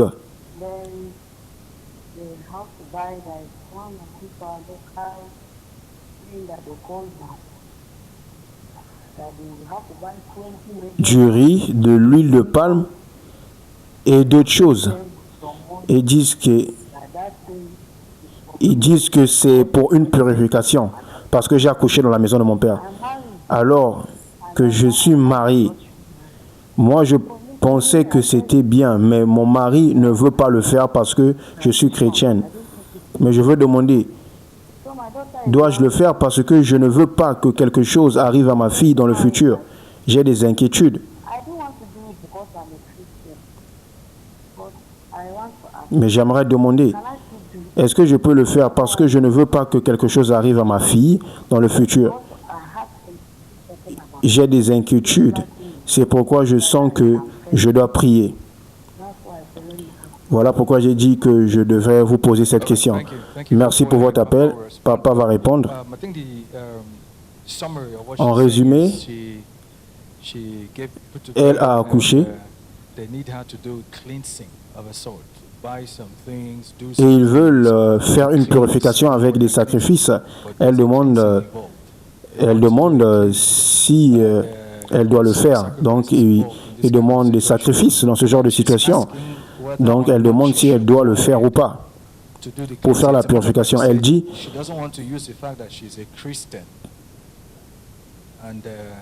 elle ne veut pas utiliser le fait qu'elle est chrétienne pour... Voilà.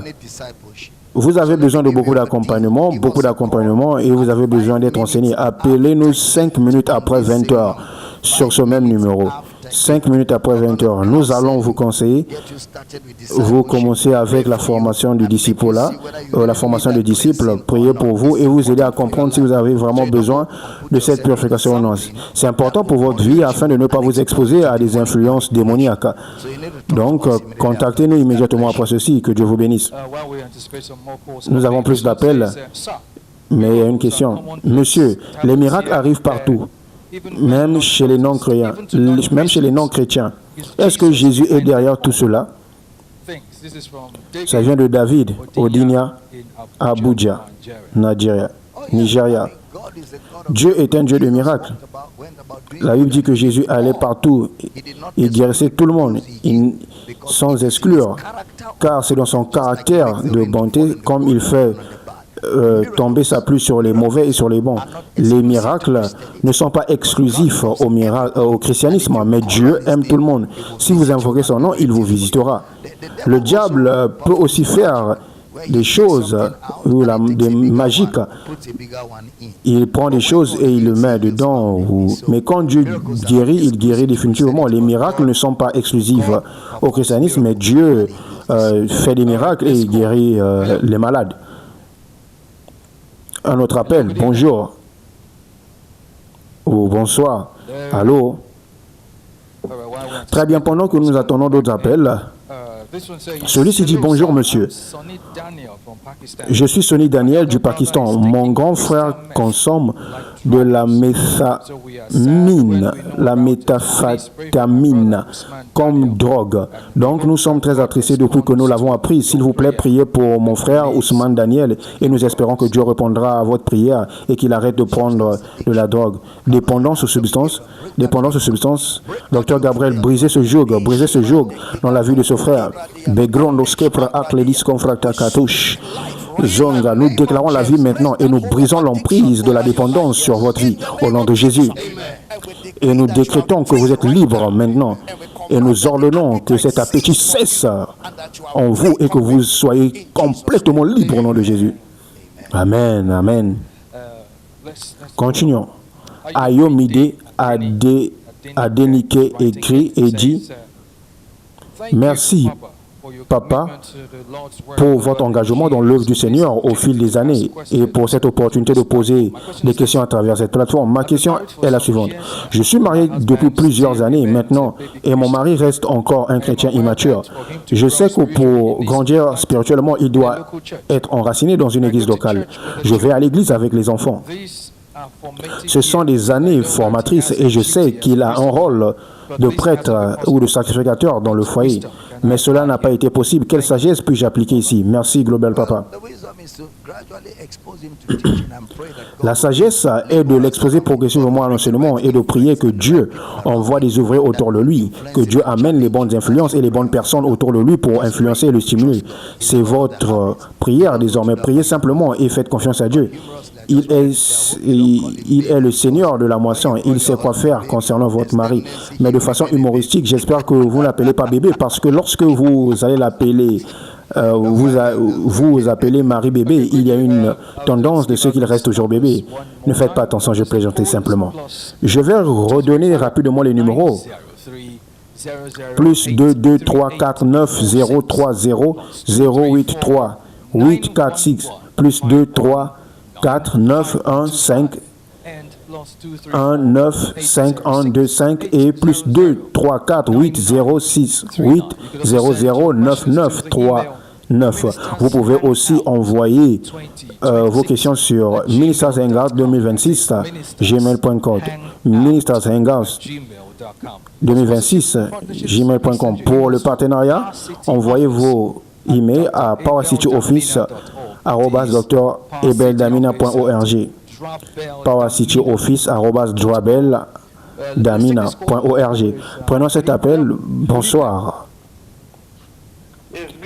Bonsoir, bienvenue. Quel est votre nom et d'où appelez-vous? Oui, je m'appelle... désolé, nous n'avons pas bien entendu. Votre nom? Mon nom est John. John. De Kaduna. Allez-y. Je réfléchissais à ceci.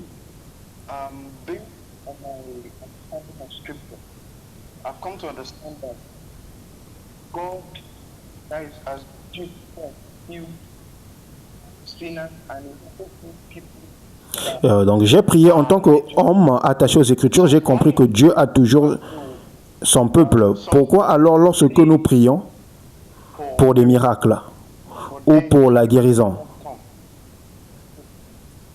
cela ne se produit pas toujours? Donc votre question est pourquoi certaines personnes prient pour la guérison et ne reçoivent pas la guérison? Oui, eh bien, ok. Eh bien, c'est une chose de prier pour la guérison, on a une autre de recevoir. Beaucoup de gens ont besoin d'apprendre à recevoir. C'est là que se situe le problème. Il s'agit de recevoir ce que Dieu a pourvu. La guérison a été pourvue par Dieu pour tous, mais vous devez savoir comment recevoir cette guérison. J'espère que cela aide. Un autre appel. Bonsoir. Allô, bonsoir. Allô. Allô, j'attends. Oh. Nous vous entendons, allez-y. Bonsoir. Oui, bonsoir. Nous vous entendons, allez-y. Quel est votre nom? Je vous appelle depuis Lagos. Okay. Allez-y. Yes, I want to. I don't think our dad is listening to me because he's saying something now. Listening. Il vous écoute. Yes. Go ahead.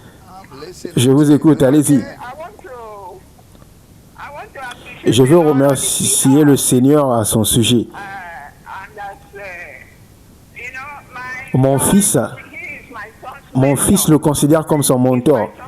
Mon fils le considère comme son mentor. Et je prie que mon fils puisse un jour le rencontrer pour qu'il prie pour lui. Ma question est la suivante. L'année dernière, somebody else is talking now. Somebody last year, sometimes last year, l'année dernière, he was talking about il parlait de l'évangélisation. Et il a dit sharing of trust. It's not about que distribuer les tracts n'est pas l'évangélisation. Mais j'ai reçu un appel d'un homme de Dieu qui disait avoir été converti en lisant des tracts. J'ai reçu un appel d'un homme de Dieu qui disait avoir été converti en lisant des tracts. Je voulais qu'il m'explique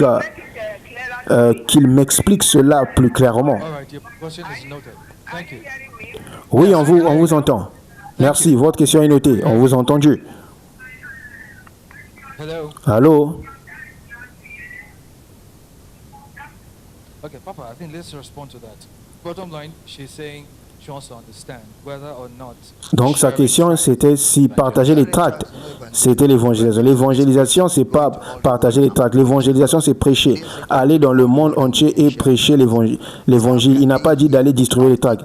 Il dit comment donc invoquerait-il s'il n'a pas quelqu'un à prêcher? Donc les tracts peuvent être pour le suivi, mais le vrai évangélisation c'est la prédication et l'enseignement de la parole de Dieu. Un autre appel. Good evening and Bonsoir et bienvenue.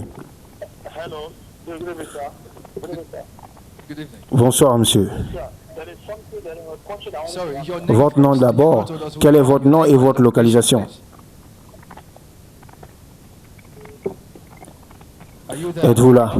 Yes, your Votre name nom and et your votre localisation. please. Okay, I'm calling from Lagos State, sir. Votre nom. And your name? Mon nom c'est Jacob. Jacob, go ahead. Okay, sir. Please, there's a question I wanted to ask, sir. There's one from my church. I'm going. Et ma question est, je partais dans une église. That church, I'm not going going. Je ne pars plus là-bas. What the pastor is doing does not move with my spirit À cause de ce qu'ils font et ça n'a- over here. So c'est- I j- withdraw from that church. à cause de ce qu'ils font, du coup, mon esprit n'est plus à l'aise là-bas. Je me suis retranché de cette église. But basically, this today, I told him that between the church and me, what do you want to choose? And he said, if not because of that church, she really to leave me alone, and she wants to follow the church. Donc il y a un problème avec mon enfant. Je lui ai dit entre l'église. Il y a ok ma femme et l'église. J'ai posé à ma femme entre l'église et moi. Tu choisis qui? I think that's what he said. Yes, basically that's what he said. Elle a choisi l'église. Mais c'est pas une manière sage de parler. En tant qu'un homme, en tant que You don't start threatening en tant que la tête de la maison, il ne faut pas dire choisis-moi, choisis l'église. Up till now, her understanding is that that church Pour elle, sa compréhension, c'est que cette église l'enseigne bien. Vous devez l'enseigner avec patience. Pourquoi vous ne voulez pas cette église? Pourquoi cette église n'est pas correcte? Ça prend du temps avec prière et patiemment jusqu'à ce que vous allez la gagner. Ce n'est pas quelque chose que vous allez dire, non, choisis entre moi et l'église. Non. she has told you she wants. Elle a dit qu'elle veut l'église. Donc, ce n'est pas sage. You have to look for another. Vous devez chercher une autre manière de commencer, recommencer la discussion afin qu'éventuellement vous pouvez la donner des raisons pourquoi cette église n'est pas bonne selon les Écritures. Lorsqu'elle verra la raison, elle fera le mouvement I hope that helps. que vous voulez qu'elle puisse faire ou qu'elle fasse. J'espère que cela vous aide. There's an indication that there's a call. Il y a une indication qu'il y a un appel. Allô? Hello, good evening. Allô, bonsoir, bonsoir. On peut vous entendre. Your name, Votre location, nom? and question. Yes, definitely. I am calling back Okay, great. For the B part, Abi, from Portugal. go ahead. Yeah. Yeah, I think platform as an opportunity to ask my questions are full of doubt.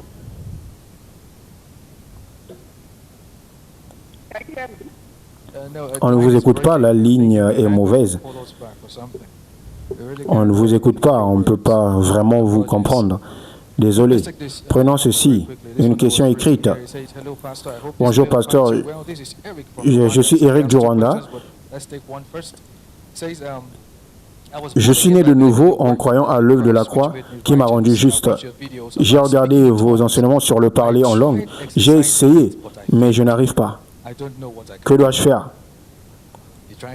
Il essaie de parler en langue. Il a besoin de plus d'enseignement.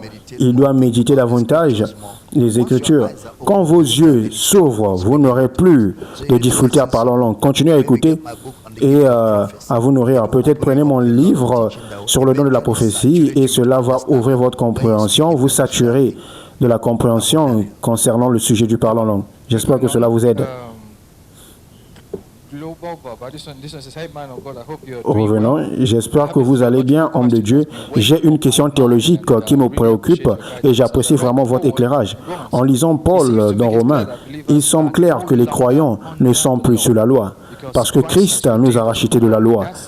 Dans ce sens, ma compréhension a été que Dieu ne nous impute plus le péché de la même manière, parce que nous sommes vus en Christ.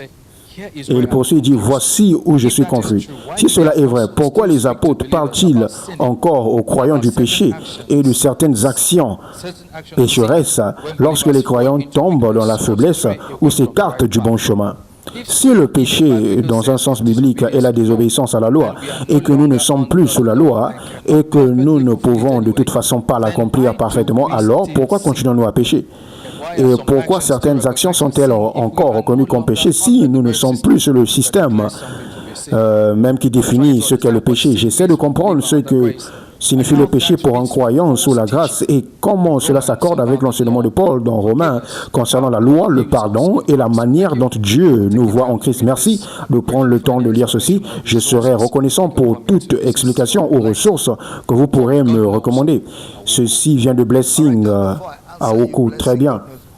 Avant de répondre Blessing, good news, que quelqu'un me donne mon téléphone pour TikTok. Je veux parler aux gens de TikTok 2 à 5 minutes.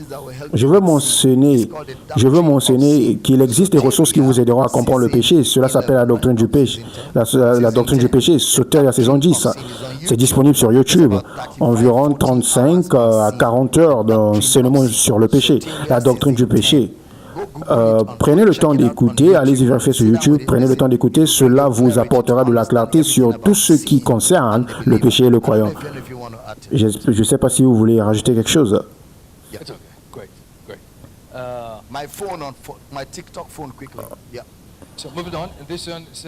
Passons à la suite. Ceci vient de Uche Emmanuel. Bonsoir papa. J'ai écrit depuis l'État de Kébi. Il y a une femme dans ma vie, mais souvent elle agit comme si elle n'était plus intéressée par la relation. Je lui ai demandé plusieurs fois de rompre si elle était fatiguée, mais elle refuse.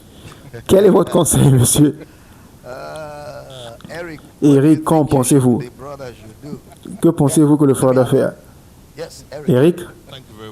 Merci beaucoup, papa.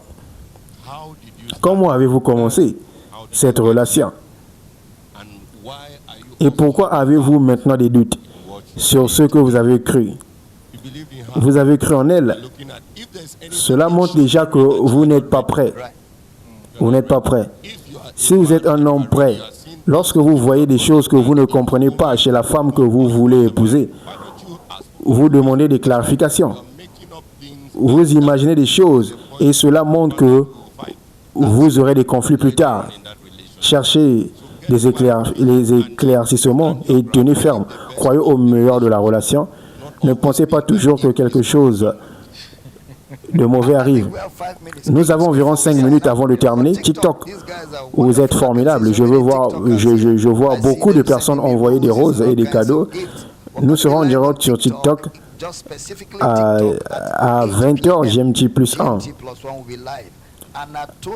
Antoinette envoie des roses. Merci Antoinette pour les roses. Je vois beaucoup de cadeaux ici sur TikTok. Je vois beaucoup de cadeaux pendant cette émission. Nous vous aimons, vous tous sur TikTok. Nous serons en direct dans quelques minutes avec Nedou et nous serons en direct. Nous parlerons des sujets qui concernent les jeunes, la génération Z. Vous ne devez pas manquer cela. Merci. Je peux voir déjà un diamant que quelqu'un m'a envoyé durant le culte. Nous vous aimons les gens sur TikTok. Je peux voir les gens sur TikTok. Je peux voir Eric Sevier.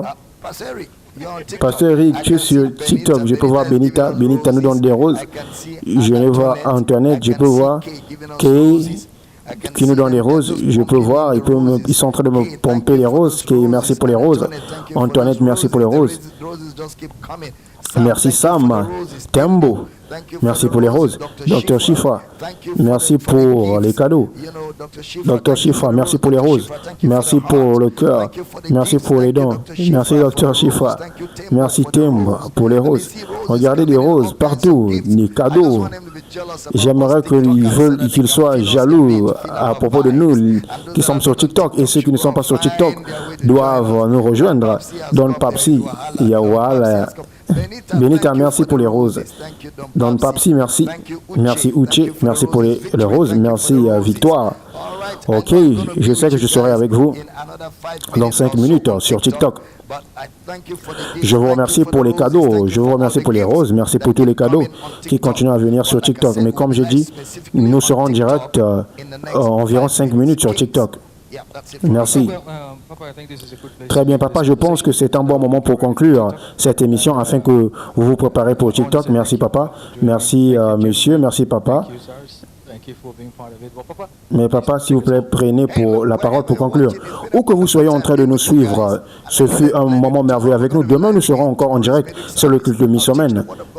J'enseignerai la parole de Dieu. Nous répondrons à vos appels et vos emails. Et nous allons vous servir par le Saint-Esprit. Ne manquez pas cela, 18h, GMT+1, en direct sur toutes les plateformes. Et comme je l'ai dit, nous serons en direct sur TikTok dans les 5 minutes avec Nedou. Ne manquez pas ce que nous allons faire sur TikTok. Nous vous aimons. Ce fut un plaisir d'avoir avec nous l'apôtre Prince, le docteur Gabriel, le pasteur Eric Sevier et Ubang Kings, qui nous a servi dans ce moment merveilleux. Nous vous aimons et nous avons hâte de vous revoir demain. D'ici là, jouissez de la grâce de Dieu et soyez bénis. Gloire à Dieu. Gloire. Nous espérons que ce message vous a béni. Pour commander la série complète de ce message et tous les messages du docteur Ebel Damina, veuillez appeler le plus 234 8 06 800 9939 ou envoyer un email à powercityoffice@gmail.com.